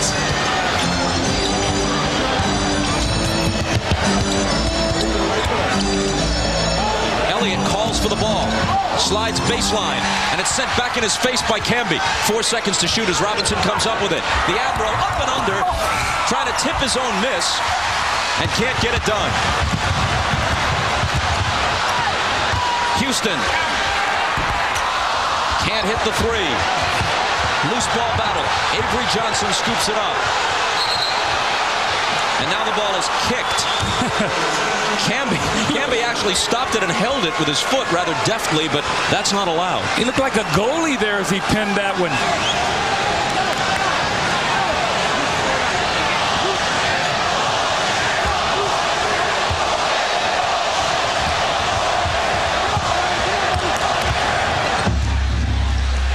Here's Mario Ellie. Knocked away by Sprewell. You won't catch him.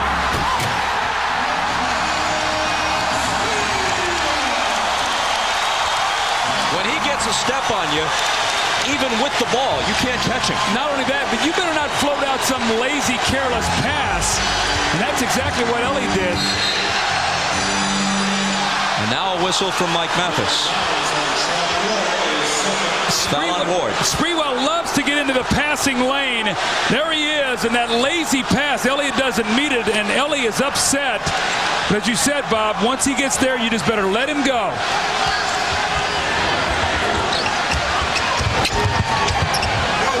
Here's Duncan turning and unleashing a jumper that's no good. And now Sprewell is there on the glass. Gets up ahead of steam, into the lane to Camby. Tries to go to the dunk, maybe unnecessarily. Johnson, Ellie, left hand, plus the foul. Now Mario Ellie, who had a very poor game in front of 22 of his friends and family for whom he left tickets in the first game of the series that was played here at the Garden, now has scored 12 points, he has 4 assists, and he's 5 of 6 from the floor. Well, he's outrunning the floor on the fast break, but all of that is created by the great defense of Robinson and Duncan inside.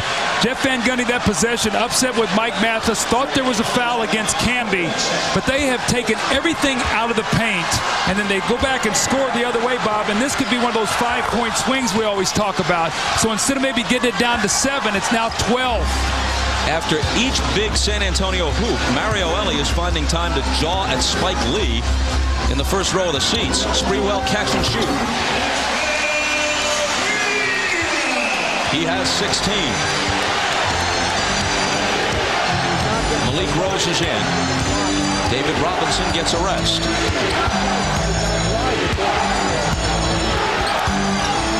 Duncan, double teamed. Contact and a New York foul. Kurt Thomas, his 4th. Well, there was so much made of the fouls after Game 3. Bob, we heard it the last couple days here about the foul differential after San Antonio had taken 66 free throw attempts to 31 for New York in the first 2 games. It was 30-22 in Game 3. Tonight, once again, San Antonio is able to get to that free throw line and be able to defend without getting the fouls around the basket. That's been the big difference right now. Sean Elliott to the bench. Jaren Jackson in.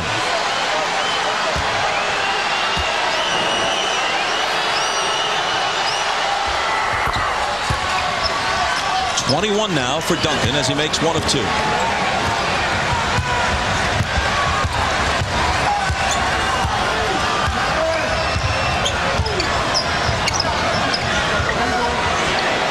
Sprewell trying to spin on Jackson. He's cut off.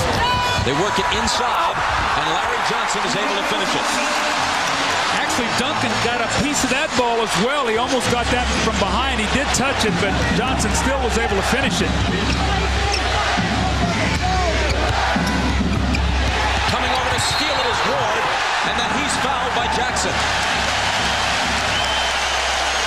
Ward just snuck in behind Duncan and picked his pocket. And see, Jaren Jackson's not a great ball handler. You got to read the defense, and you've got to look to see what's behind Tim Duncan. He did not see Charlie Ward laying in there behind.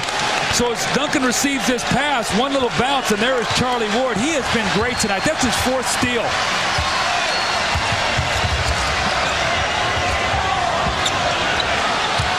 Sprewell in the lane, and a foul. It's Jaren Jackson, and that's his fourth.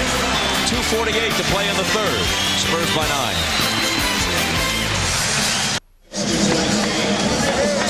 The Spurs lead by 9, 2:48 to go in the third quarter, and they've been able to push this lead out because of the greatness of their defense. Duncan and Robinson have been inside, blocking shots. New York really with no place to go. Larry Johnson gets buried underneath the basket, has to kick the ball back out. Allen Houston thinks he's got a layup. Here comes David Robinson. Thinks he's got a dunk. Here comes David Robinson once again. So right now, the Spurs' little defensive surge. You see tonight, 45% field goals, 7 block shots, and 4 steals. Bob, they're 6 of 15 in this third quarter, only 40% after 47% shooting in that first half. Sprewell hits the first. As you see, their defense has clamped down harder as the season and then the playoffs have progressed. Game 3 of the finals broke that trend a bit, and this is a relatively high-scoring game. 68-61 now. The Spurs lead trimmed to 7. Well, New York is still in this game right now. They just have to continue their pressure defense, continue to get better shots at the basket, but this game is still on the balance for them. Avery Johnson, good game, 12 points, 9 assists to Duncan, then underneath for Rose, knocked away by Houston, and Rose was the guy who touched it last. With Malik Rose in the game, see, normally that would be a high pass and he would dunk the basketball, David Robinson. With Malik Rose, that's not the play. Houston was able to get in there and break that thing up.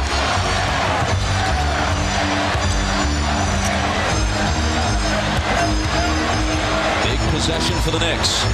Sprewell out to Ward, 7 seconds to shoot. Ward with the floater, the rebound to Rose. Johnson pushes it back the other way to the corner for Jackson. It rattles out. That was Kurt Thomas's first rebound of the game. He'd been averaging 11 through the first 3 of the series. Houston out to Sprewell, off the dribble, leans in and can't connect.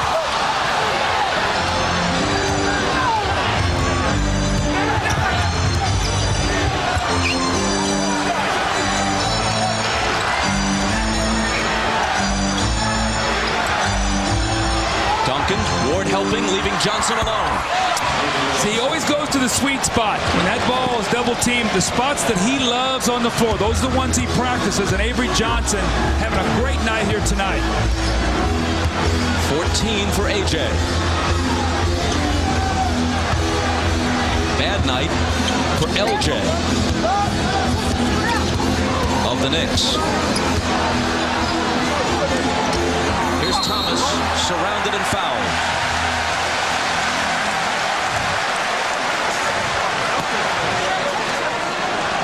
Avery Johnson is right here out on the floor, and when he throws in, he says, I love to shoot the ball right here. So he's going to be able to relocate out of the double team, get his feet together, look at his hands are ready, steps right into his shot.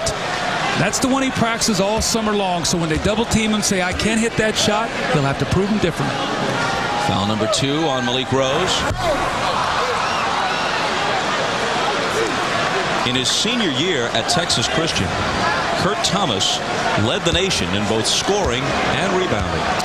Great potential coming out of college, but he's had a lot of foot and leg problems, which really have stymied him a little bit. He's made a nice little comeback here with New York, but they need him to step up and make those free throws when you're trying to get back in this game.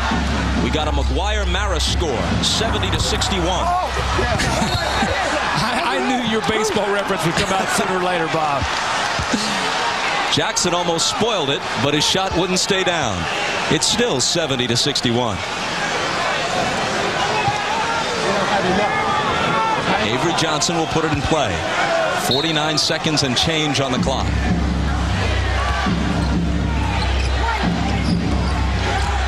Mario Ellie bumped, but he initiated the contact. Offensive foul.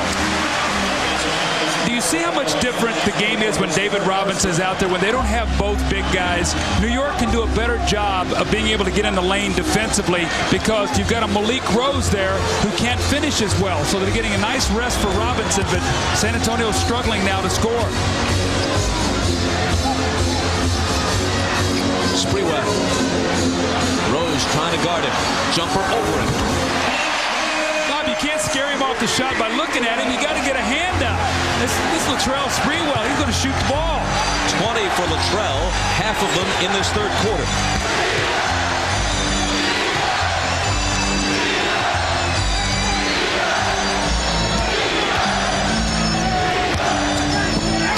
Jaren Jackson fakes his way around Houston. Malik Rose is there with a big follow.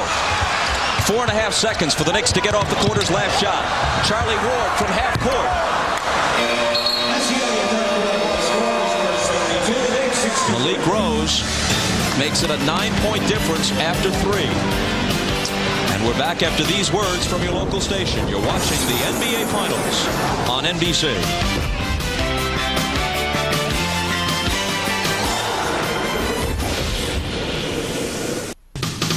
This copyrighted telecast of the National Basketball Association is intended solely for the entertainment of our audience, and any retransmission, reproduction, rebroadcast, or other dissemination or use of this telecast, or of the pictures, descriptions, or accounts of this game, without the express written consent of the National Basketball Association, is prohibited.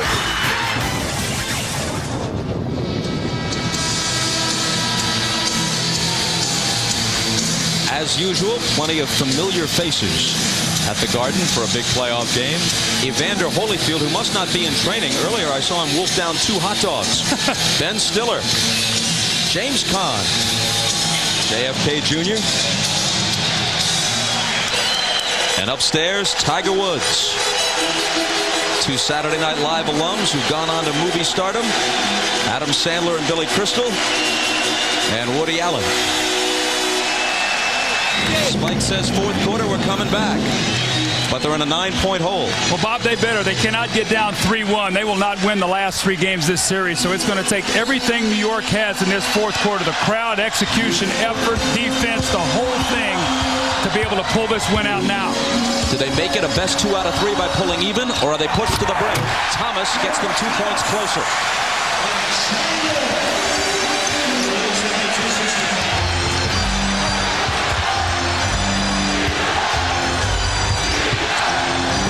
They swing it to the corner for Jaren Jackson. Now it's Sean Elliott. They're patient, still plenty of time. 7 on the 24. Elliott's got a good look at it, and he drills it. He has got to continue to be aggressive. When he shoots the ball well, he changes their entire team. He's in double figures now with 10.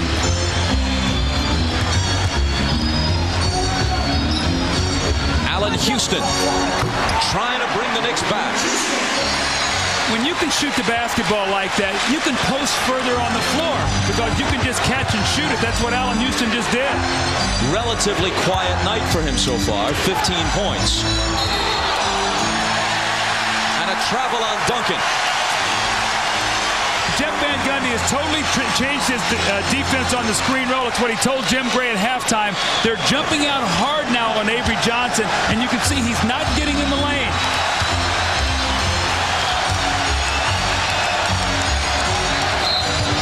Whistle as Houston starts his move on Elliott, and a travel on Allen Houston. So an exchange of walking violations. San Antonio ball. Allen has a tendency sometimes to shuffle his feet. Got caught that time by Mike Mathis.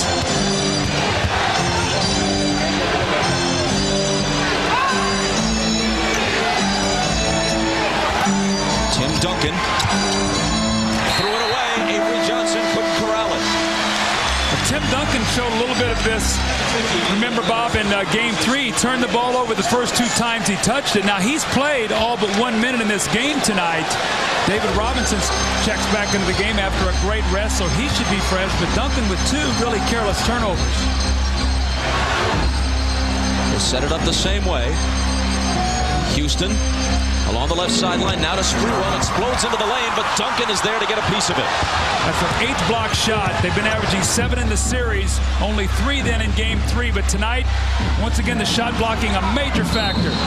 Robinson is pushed and fouled.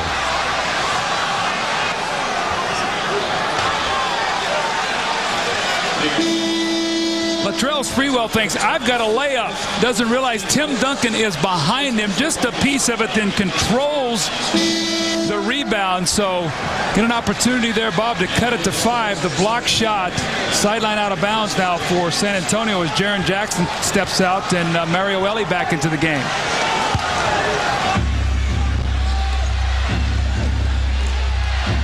After Thomas's 5th foul, he sits down. Camby in for it.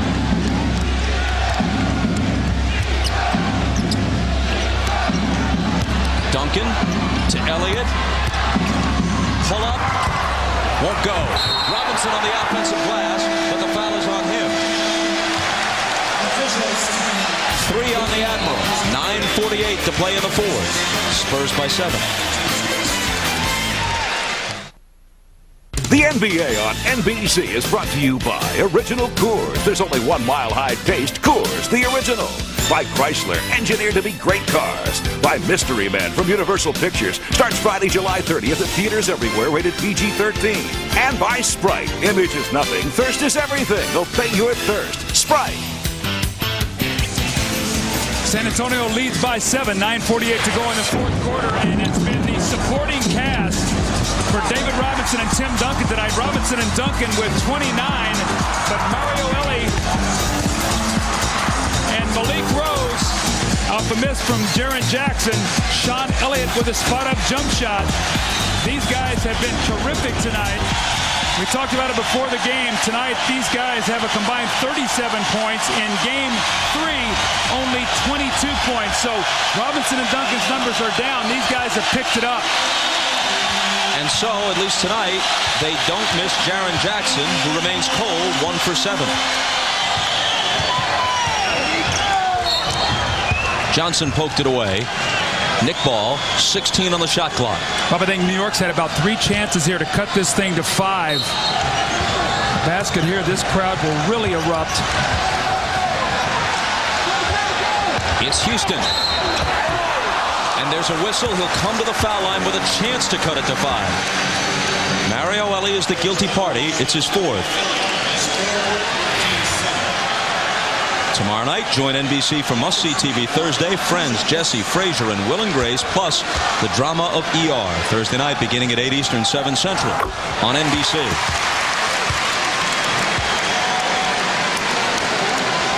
As we pointed out at the beginning of the broadcast tonight, you think about this wild ride for the Knicks into the finals. It could have ended in Game 5 of the first round.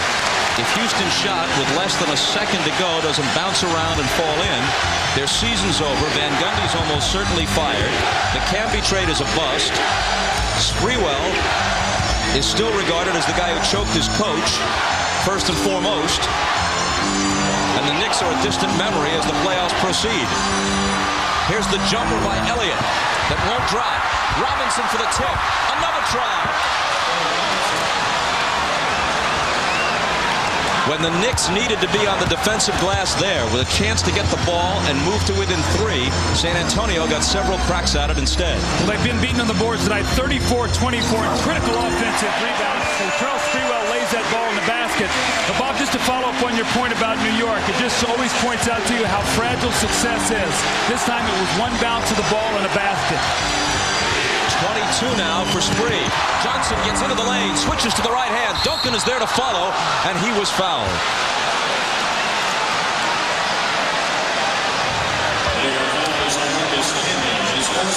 The offensive opportunities, David Robinson tipped it. He tips it once again. He and Duncan both get a hand on that one. So the tip in, the offensive rebound, Sprewell scores, and then Avery Johnson drives into the middle, misses a shot, and Duncan with another offensive rebound. So, again, every time Avery Johnson gets in that paint, it causes problems.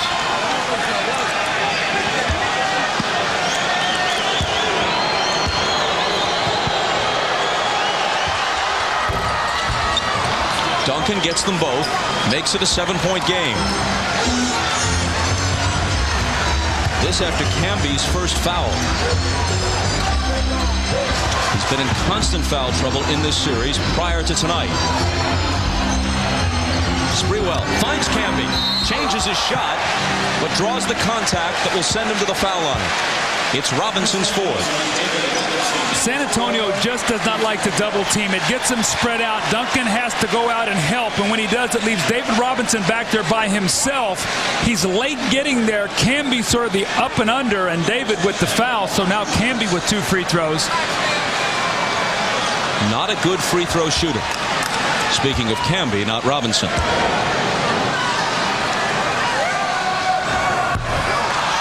Big miss. Well, they need them all right now. You can ill afford as you're trying to catch up. They're playing from behind tonight, Bob. They played ahead the entire game 3. Tonight, they're playing from behind. Van Gundy usually goes to Childs in the 4th quarter. Ward is still in there. Is this Charlie's big game tonight, or the lingering effects of Childs' injury? Maybe a combination of the two? Yeah, I think it's a combination of the two, and I would not be surprised if they need a little offense here to go to that backcourt that we talked about. Sprewell, Houston in the backcourt, maybe cause some problems rather than to come back with Childs. 6-point game. Mario Ellie flips it to Duncan. He gets Camby off his feet, misses, but a foul. It's Larry Johnson, his 4th.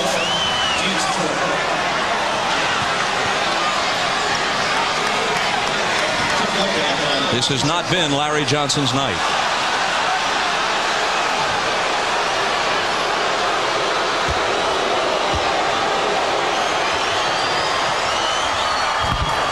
Meanwhile, here's another turnaround stat. Offensive rebounds, which have been almost non-existent for the Spurs prior to tonight in this series, they've got a dozen, and Robinson has 9 of them. Well, remember after game 2, we talked about that they had 9 total offensive rebounds in the first 2 games, and Duncan had 8 of them. Tonight, that's really been a key factor because it's given them multiple shots at the basket, something they had not been getting.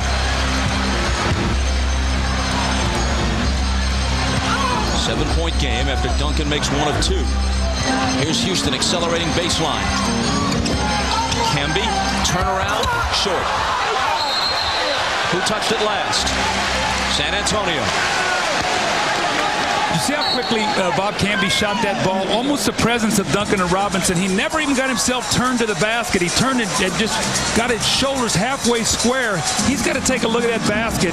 He's got the extension to shoot over those guys. It isn't just the ones they block. It's the idea that they're always lurking there somewhere.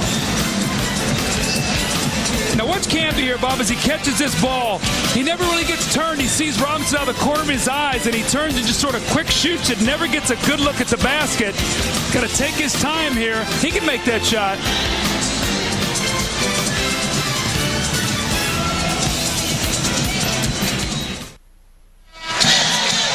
The Knicks wanted to drop the Spurs in Game 4, so they called on their heavyweight Allen Houston. The star of Game 3 came out punching. It was a 1-2 combination with the aggressive style of Latrell Sprewell, giving the Spurs a good fight. But Tim Duncan knows how to throw his share of counter punches. Early in the 3rd, the Spurs landed a flurry and went up 13. The Knicks have been on the ropes, but they haven't gone down yet. Is it knockout time? Even Evander doesn't know for sure. And I believe we've carried that metaphor about as far as humanly possible. After the timeout, 7:43 remains.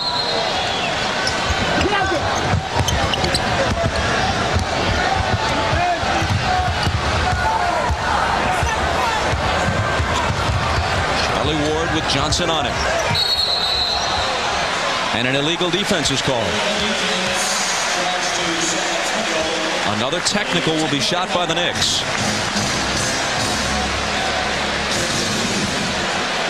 Greg Popovich has shortened his bench in this second half. Malik Rose and Jaren Jackson, the only reserves to get any kind of minutes here since intermission. Bob, that always happens comes final time when you get deep into the playoffs. Everybody always talks about depth, depth, and depth. And you know what happens? You get down to about 6 or 7 guys. You play your stars heavy minutes. You rest them. That's the way it goes.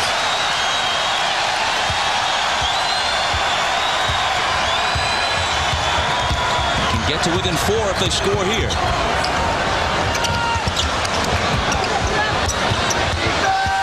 Houston driving on Elliott.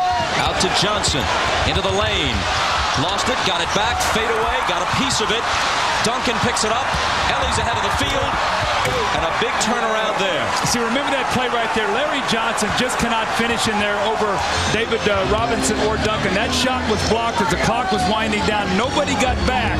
So once again, New York trying to get that thing under 6 or 7. They just can't do it. Instead of 4, it's 8. Ward for 3. And the tip for Sprewell. Wow, he soared on that. This guy's got more energy. I don't know of another player other than maybe Michael Jordan I've seen with that kind of energy. Now, Michael didn't play with that kind of recklessness. He was much more controlled. But this guy has got unbelievable endurance. Robinson, the hook. Duncan, the tip. Doesn't get the roll. Johnson claims it. Again, a chance to close within 4. Sprewell is collared. And maybe they can do it at the foul line. Bob, I'm tired watching this guy. Watch this tip in. This ball goes up. Where does he come from? Soaring from the baseline. Great elevation. And then after the miss, he just goes sprinting down the side. Sean Elliott cannot keep up with him. The pump fake. Now he'll have 2 free throws. More importantly, that's the 4th team foul. They'll be shooting free throws the rest of this quarter.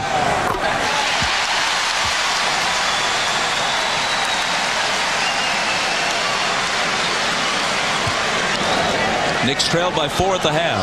Went down 13 in the 3rd. They can get back to 4 as Sprewell hits this. It's a game again.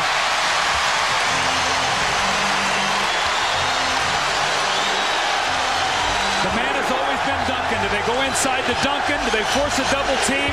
And do one of the perimeter players be able to step up and hit some shots here for San Antonio?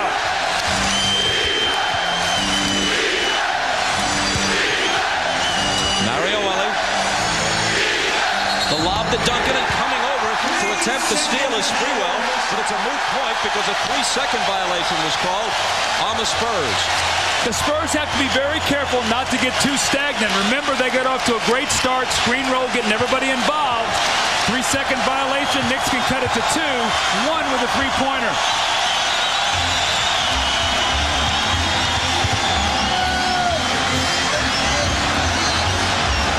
Houston. 2-point game.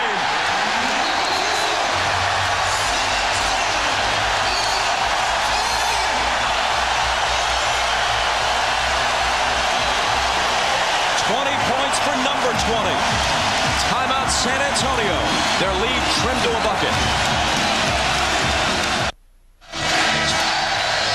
New York runs a screen roll. They get a switch with Allen Houston posting Avery Johnson. The double team cannot get there soon enough. Allen Houston realizes he shoots it quickly, and he gets a score, and you're going to see the reaction. This is more animated than I've ever seen Allen Houston. And the great end zone replay here. Where's the crowd?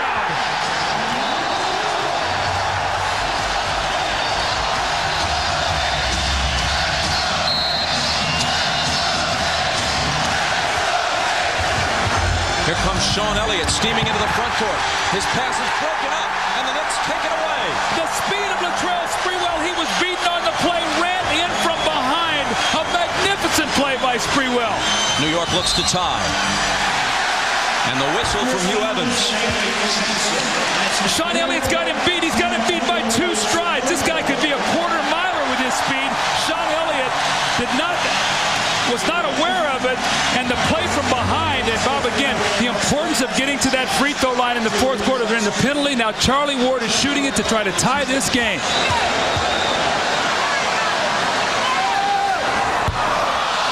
He won't do it on this trip. Remember how we talked in Game 3 how important it was for New York not to let San Antonio get the lead? I think San Antonio is probably saying the same thing right now. We cannot allow the Knicks to get the lead. San Antonio by 1.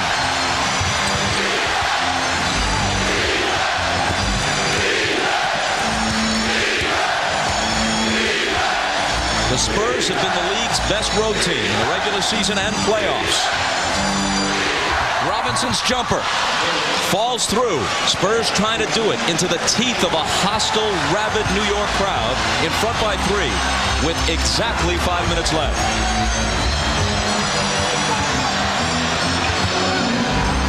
Houston takes him baseline. The jumper won't go. Rebound Robinson.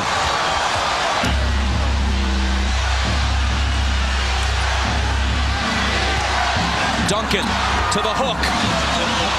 What poise coming out of that timeout. They get a defensive stop. They get 2 scores. 1 goes to 5. And it's David Robinson again, Tim Duncan. The supporting cast is great, but your stars win championships for you. And David Robinson, sometimes the forgotten man, not tonight. You see the little jump hook in the lane? And then his partner in the post, Tim Duncan. That little jump hook over Larry Johnson. Once again, it's a 5-point lead. And does he know how to use the glass? You're watching the NBA Finals on NBC.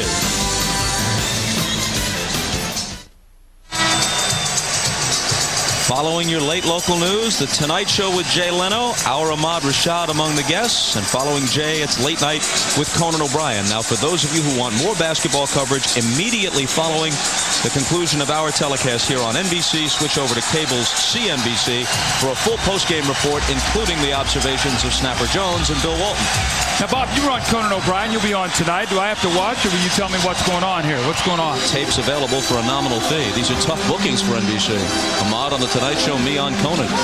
Going to the stable.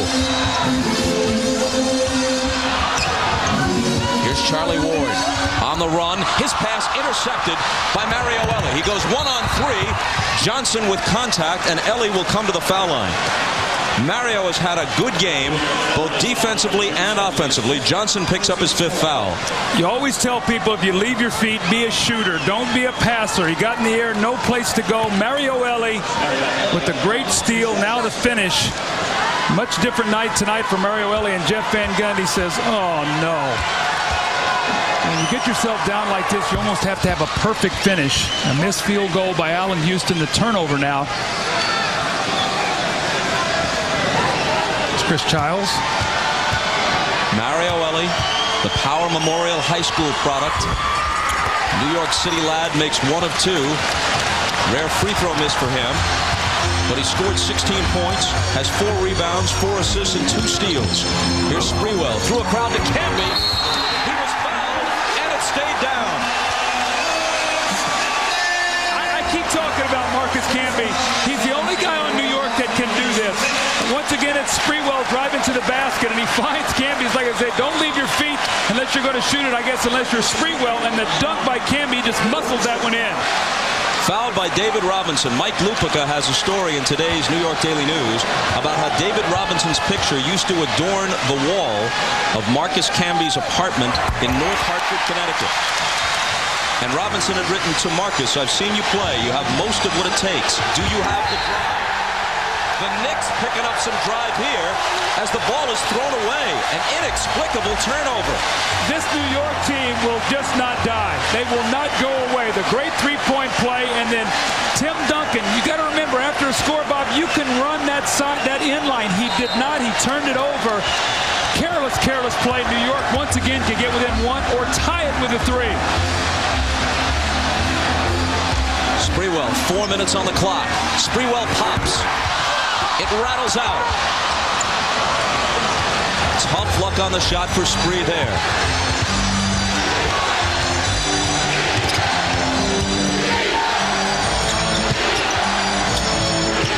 Sean Elliott, huge shot. Can't hit it. Duncan, loose ball foul. 3 on him. And Larry Johnson will be able to go down the line and shoot 2. Tim Duncan is blocked out beautifully. And you see the little shove in the back. See, what you have to do there, Bob, you have to use your legs, and you have to be able to try to nudge him with your legs. The minute you get your hands up, they're going to call a foul.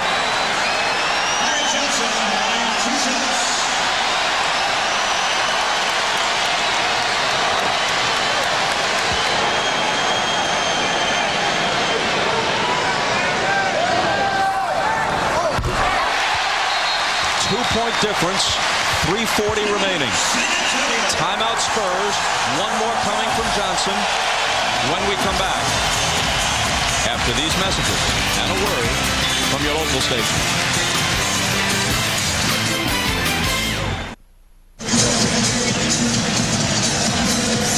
The Knicks' last lead came midway through the second period at 39-38.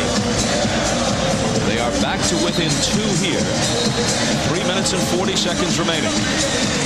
Larry Johnson has another free throw coming. When you look at Tim Duncan, in Game 3 he had 5 turnovers, 3 in the fourth quarter. Tonight he has 4 in the fourth quarter. Let's check with Jim Gray. All right, Bob. Jeff Van Gundy just told his guys on defense, if you get the stop, try and run with the ball. But take a good shot, not the first shot. And he also said defensively, if we miss, get back on transition. No easy baskets at this point. Bob?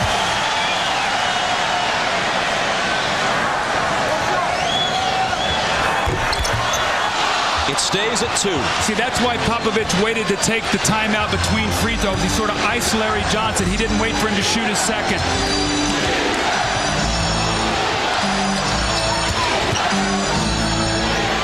Duncan to Robinson. Stripped away. Still San Antonio ball.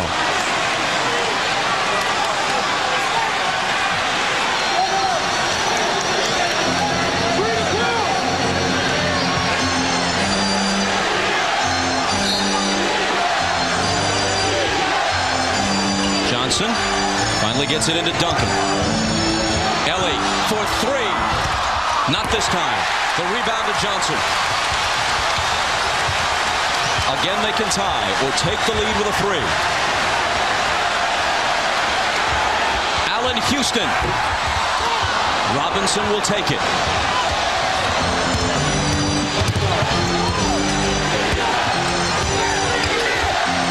"16 rebounds tonight for David Robinson."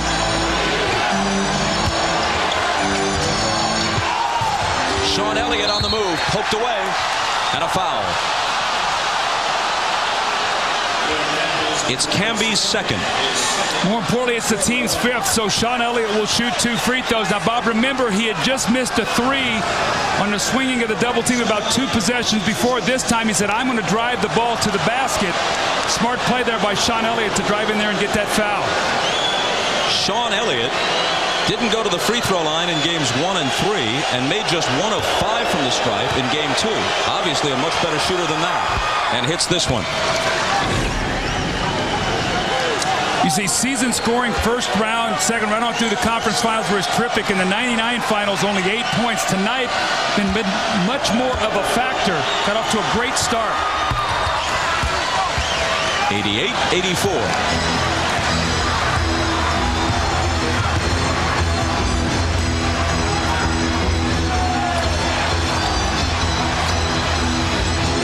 Sprewell. Charlie Ward for 3. Ellie saves it into Robinson.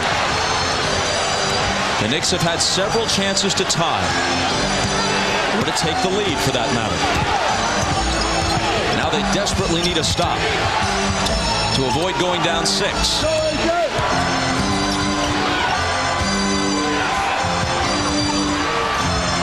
Robinson. The basket will not count. But with the Knicks over the limit, Robinson comes to the line for 2.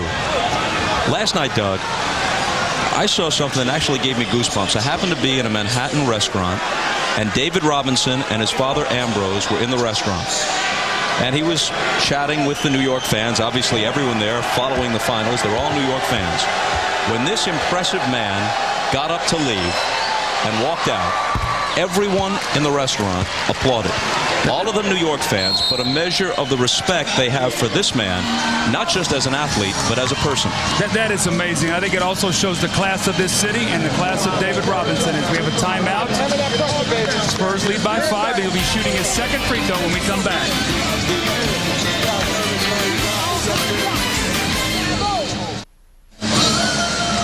Well, we know everything begins and ends with Tim Duncan and David Robinson. The numbers speak for themselves, 39, 31, and 6 tonight. Critical baskets. Tim Duncan with a deep post position. Once again, he gets very deep post position and to score. David Robinson has been unbelievable on the offensive boards. He has 9 offensive rebounds tonight in the game. Big jump hook in the lane as New York was coming back. The block shots, the scoring, they've just entirely changed this entire game. And Can they hold on? Again, you see, Bob, 39 points, 31 rebounds, and 6 blocks. And how many other alterations around the basket where they changed shots and had the Knicks looking for them as they tried to score? Had more alterations than a Macy's tailor on a busy day.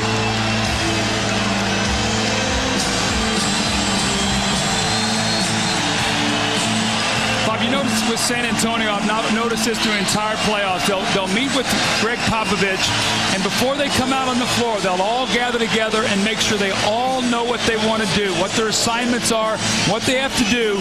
209.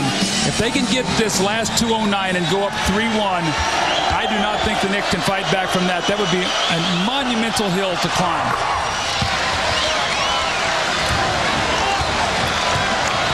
Robinson with 14 points. More importantly, San Antonio up 6.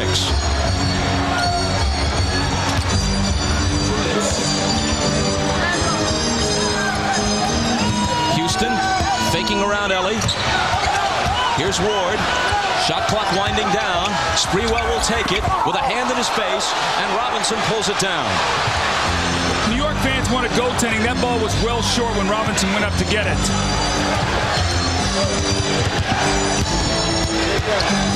Clock winding down toward a minute and a half. Mario Ellie gets it back.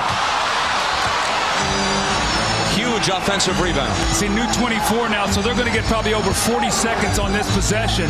If they score here to push it to 8. Running out of time.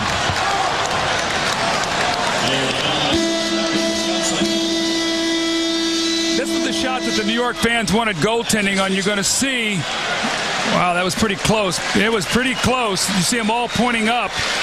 David Robinson took that one out of the sky before it had a chance to hit the basket, but it did look like it was going to be short, as you see a dejected Larry Johnson.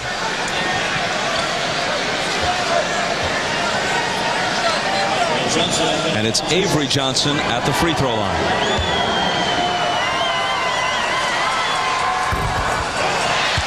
Help me out here, Coach Costas, on this shot here. What do you think? Is it short? Is it goaltending? Ooh, it's close. That is close. Man, that is a big non-call. That would have cut it to 4. But Johnson can't increase it to 8. It stays at 6 as he misses them both. Sprewell tries to cut it in half, but can't. Duncan grabs the rebound. Was that the right shot to take? I don't like that shot for Sprewell. I think he can get the ball to the basket. You know, he's not a good three-point shooter. I don't know if it was a 3 or whether his toes were on the line, but I think that's one of those shots that you give Sprewell.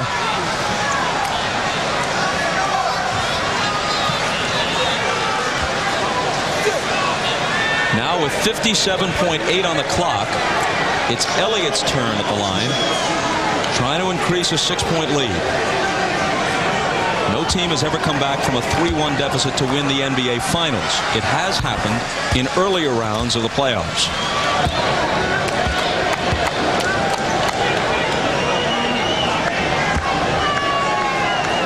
Well, if New York loses this game tonight, Bob, it wasn't from lack of effort. I mean, they have played an inspired, tough basketball game.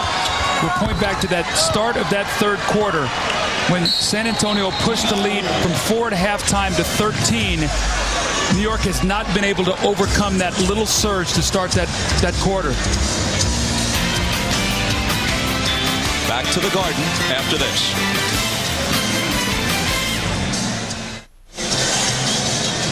With the game up for grabs, the Knicks have missed their last 5 shots. Meanwhile, Sean Elliott has been a key for San Antonio after 7 quiet points in the Game 3 loss. He's doubled that tonight to 14. 6 of them have come in the fourth quarter. He's also thrown in 4 assists. Well, he's a big part of their team, and what he does is he forces Sprewell to have to try to guard. On the other end, maybe use a little energy up. But Bob, the rebounding 47 to 31 tonight for San Antonio. Duncan and Robinson have 33. They have out-rebounded the Knicks team by themselves. That's really the critical stat. That's plus 16 on the boards. And remember, one of the things that New York did in Game 3, they got 13 more shots at the basket because of those hustle plays. Kurt Thomas, who had been averaging 11 rebounds a game through the first 3, played 18 minutes tonight and had 1. There's that little huddle once again of San Antonio talking to each other. And guys, this game is not over. We got about another minute to play. do what we have to do, stay involved, no fouls, no turnovers, take care of the basketball. It's what good teams do, Bob. They talk amongst themselves right here.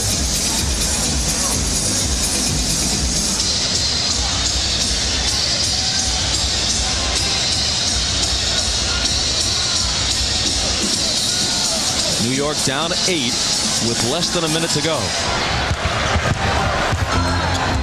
Ward. They'd like a 3 if they can get a good look. Thomas has it shoved right back in his face by David Robinson. See the agility of their big men. They're going to switch anything that happens right now. Normally you can't do that with big guys. It gets a mismatch. Not with these two guys. Allen Houston lets it go. The rebound to Duncan, fouled over the back.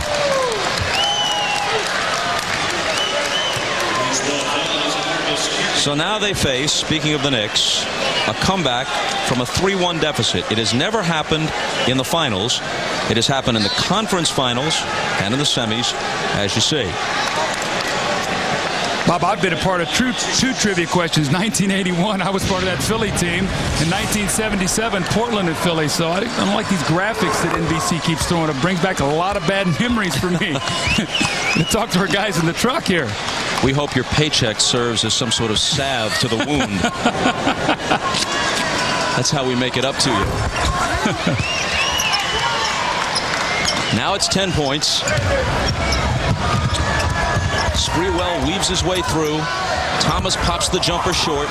Camby follows and hits. Ellie trapped in the backcourt, gets rid of it to Duncan. Last half minute, Avery Johnson. It's a 2-on-1. The lob to the Admiral. It goes through his hands.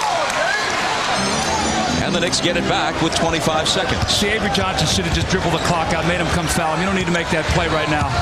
Sprewell, Camby stuffs it, and they close to within 6. Stranger things have happened. And a foul in the backcourt. Tim Duncan's getting locked into one spot here out of bounds. He's got to remember he can run. He's like getting cemented to that one position. Bob, after a made field goal, you can move that baseline. And the worst thing that happens, you don't force a pass and you call timeout. Remember, when you're talking about coming back from a 3-1 deficit, the Knicks would have to do it against a team that hasn't lost as many as 2 in a row in 4 months. They'd have to win Game 5 here on their home floor and then beat the Spurs back-to-back in Games 6 and 7 at a Wild Alamo Dome. Well, it's going to take everything that Jeff Van Gundy has tomorrow to get this team ready for Game 5. This team has given him their heart and soul, and he's got to say, guys, anything can happen. We've got to push it back to San Antonio to a Game 6, but he's going to have to give his best speeches to make that happen. He's got to give them the not in our house speech. Absolutely. If they're going to win it, don't let them do it on our floor. Sprewell. Camby back to Spree, to the hoop. Thomas takes the rebound with 6 seconds to go. He's fouled. And I've seen that happen as well, where teams that had no realistic chance to win the series nonetheless dug their heels in and said, we're going to do what we can for the sake of pride to let you know that you were in a fight. Hey, Bob, how about last year, as early as last year? I mean, Utah coming into the United Center in Chicago were down, 3-1. Looked like they were going to lose all 3 games there and came back and got to Game 5 to push it back. And then the Chicago Bulls were able to win Game 6. But I didn't think they would win that game. So anything can happen. But at least Utah was going home. Absolutely. That's a big difference. The Spurs win it 96-89. Midway through the 4th quarter, it was 81-79 San Antonio. Ward had a chance to tie. If he hit 2 free throws, he made 1. It was 81-80, and that's as close as they got. They could never get all the way over the hump. Well, how reminiscent is that of Game 3 when San Antonio tied and Allen Houston's 3, and they never led in the game. So San Antonio fought them off. 8 of 23 field goals in the 4th quarter for New York. Here's Ahmad. All right, thanks, Bob. David, we talked a couple of weeks ago, and you told me about winning you need everybody on this team. Tonight, a pretty good team effort. It really was. You know, we made a lot of mistakes. I mean, it was not characteristic of us, but we hung in there, and everybody contributed. Guys came down. They were aggressive. JJ was more aggressive tonight looking for his shots. Sean did a great job really coming in for us tonight. Something you guys haven't been especially strong at, offensive rebounds. You were very strong this evening. Yeah, you know, we really made a point of it because last game I thought it really hurt us. That's when they got the key shots down the stretch. Allen Houston hit the three, and Camby got one. So we came in with a focus on that tonight. And you also told me that after losing the last game, this one here sort of refocused everything. I tell you, after a loss this year, every loss, we've gotten ourselves together. Guys searching themselves. You're looking at each other in the locker room and hate each other. It makes you come back and be ready for the next game. I thought we had a great focus in the first quarter tonight. All right, David, congratulations. We'll see you on Friday. Thanks, Ahmad. All right. Back to you, Bob. Ahmad, thank you. That is one impressive man, the admirable Admiral. Bob, I go back to when he was at the Naval Academy. I had the great opportunity to broadcast his games. I'll never forget when they lost in the NCAA tournament to Duke in the Eastern Regional Finals, going in to say bye and say thanks. He was dressed in his whites, the Naval Academy whites, and I'll never forget just the way he looked in that uniform. He's quite a man. We know we have Game 5, 9 o'clock Eastern Time from here at Madison Square Garden on Friday if the Knicks win. Game 6 Sunday. If there's a Game 7, it's Tuesday in San Antonio. Coming up next, after your late local news, it's The Tonight Show with Jay Leno. That's followed by Late Night with Conan O'Brien. For those of you who'd like to continue with NBA coverage, a post-game report is immediately available on CNBC. For Doug Collins, Ahmad Rashad, and Jim Gray, I'm Bob Costas. This has been the NBA Finals on NBC.